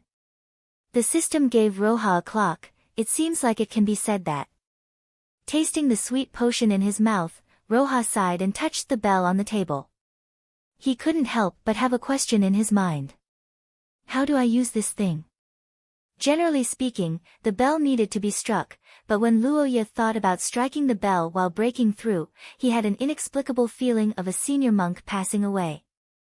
Luoya thought about it and didn't ask the maids for help. Instead, he tried using the spell. No matter what, it was still a high-level item. Luoya felt that it shouldn't be activated by human power, and it turned out that he was right. The moment the curse power poured into the small black bell, the simple black bell seemed to have come back to life from the dust of ancient times. The bell vibrated and buzzed, and at the same time, many incomprehensible runes began to squirm, and the next moment, they suddenly exploded. After a light ring, the runes spread out and shot into the air. The mysterious runes formed a unique domain that enveloped Luoya. In a trance, the young man seemed to hear the sweet sound of a bell from afar, but when he looked carefully, the black bell on the table didn't move at all. Is this something like a barrier? Luoya looked around and nodded. At the same time, a warm feeling spread through Luoya's body. A faint sleepiness began to spread in the young man's mind. Listening to the sound of the bell, Luoya calmed down and silently activated the spell. The room fell into silence. The next morning, a carriage arrived at the wide courtyard of the 100 Birds Hall. It was a luxurious black carriage with the symbol of the Eye of Candlelight. The guard who came to inquire saw the family emblem and immediately recognized that it was the private carriage of the Akot family. He greeted them with a smile and let them in. Everyone in the 100 Birds Hall, from the butler to the ordinary guards, knew about the Akot family's situation. To describe the current situation, the 100 Birds Hall could be said to be hiding a mistress in a golden house. Even though this Jiao was a man. And after understanding the thoughts of the master of the mansion, their young mistress, the servants in the mansion naturally felt friendlier towards the Akat family, who were allies to begin with. Stepping down from the carriage, Count Kadia nodded at the servants who greeted him with a smile, and was led to the guest room. It had been a few days since he came to Rose. The festive atmosphere had subsided. He had also met privately several times. Now that many things were done, it was time for Kadia to take a good look at his son who was kidnapped by a beautiful girl. However, to his surprise, Luoya was very different from the last time. He was full of energy. The Marquis, who carefully observed for a moment, couldn't help but be surprised. Did you break through? Count Kadia's powerful perception caught the spell leaking from Luoya's body. He couldn't help but ask in surprise. Under the inquiry of his father, Luoya also gave an honest answer. The middle-aged man who learned that his son had reached source level 4 couldn't help but be overjoyed. I didn't expect it, I really didn't expect it. When you were young, your extraordinary talent was very poor. I thought it would be difficult for you to achieve anything in this life. Who would have thought that you would awaken the family bloodline? Kadia looked at Luoya and sighed. Reaching source level 4 was not a small matter. It must be known that in the current Shia, there were at least hundreds of noble children. Although most of them were only in name, the average strength of this group was indeed higher than ordinary people and even higher than the lower nobles. Luoya was 13 years old this year and would be an adult next year. At that time, studying in the country of scholars would be an essential step. It was a gathering of the young elites of the human world that was far from comparable to so far. There, he would meet a large number of people of the same age. At this age of youth, strength was often the most important thing. Being able to reach source level 5 was basically the first-class standard of this age. It was an elite who had the right to speak and was envied. But even so, it was far from unique. The world was very big. The consequences of looking down on the heroes of the world was most likely to be slapped in the face. However, reaching source level 4 was different. Source level 4 was a threshold. It was the threshold that attracted the most attention of the peerless geniuses. Whether it was Noah Iyer, Ai Lizi, or Xia Luot, they were all at the top of the pyramid of this era. Their talents and abnormalities could be seen at a glance. However, Luoya was not. In Kadia's eyes, even if Luoya awakened his bloodline, it would be extremely difficult for him to reach source level 4. However, this inherent concept was now broken by Luoya's own efforts. This made Kadia happy and gratified. On the other side, the black-haired boy did not have such a feeling. In fact, Luoya felt that his current condition was not good. After experimenting with Shiya's highest-level promotion assistance potion, Luoya deeply understood that the Burrow series was really top-notch. Although it did not look gorgeous and often had strange side effects, in terms of effects, the Burrow series could be said to be very good. Whether it was the golden partner or the fake wine, Luoya would not be able to get up after drinking it. However, after he recovered, he would immediately stabilize his breakthrough. However, this time, Shiya's promotion assistance potion was not the same. The assistance potion was really an assistance potion. Unlike the Burrow series, Luoya had to control and guide the curse power to a certain extent by himself. He struggled for an entire night before he succeeded, and this was still within the barrier of the Bell of Protection. It had to be said that this time, Luoya's caution had paid off. The Bell of Protection, that he gritted his teeth and bought, was very useful. In the high-pressure environment of the promotion period, encountering setbacks was very likely to double the pressure and make one go astray. However, within the barrier of the bell's sound, all these worries and tensions seemed to have disappeared without a trace. Something similar to a blessing maintained the peace of his heart.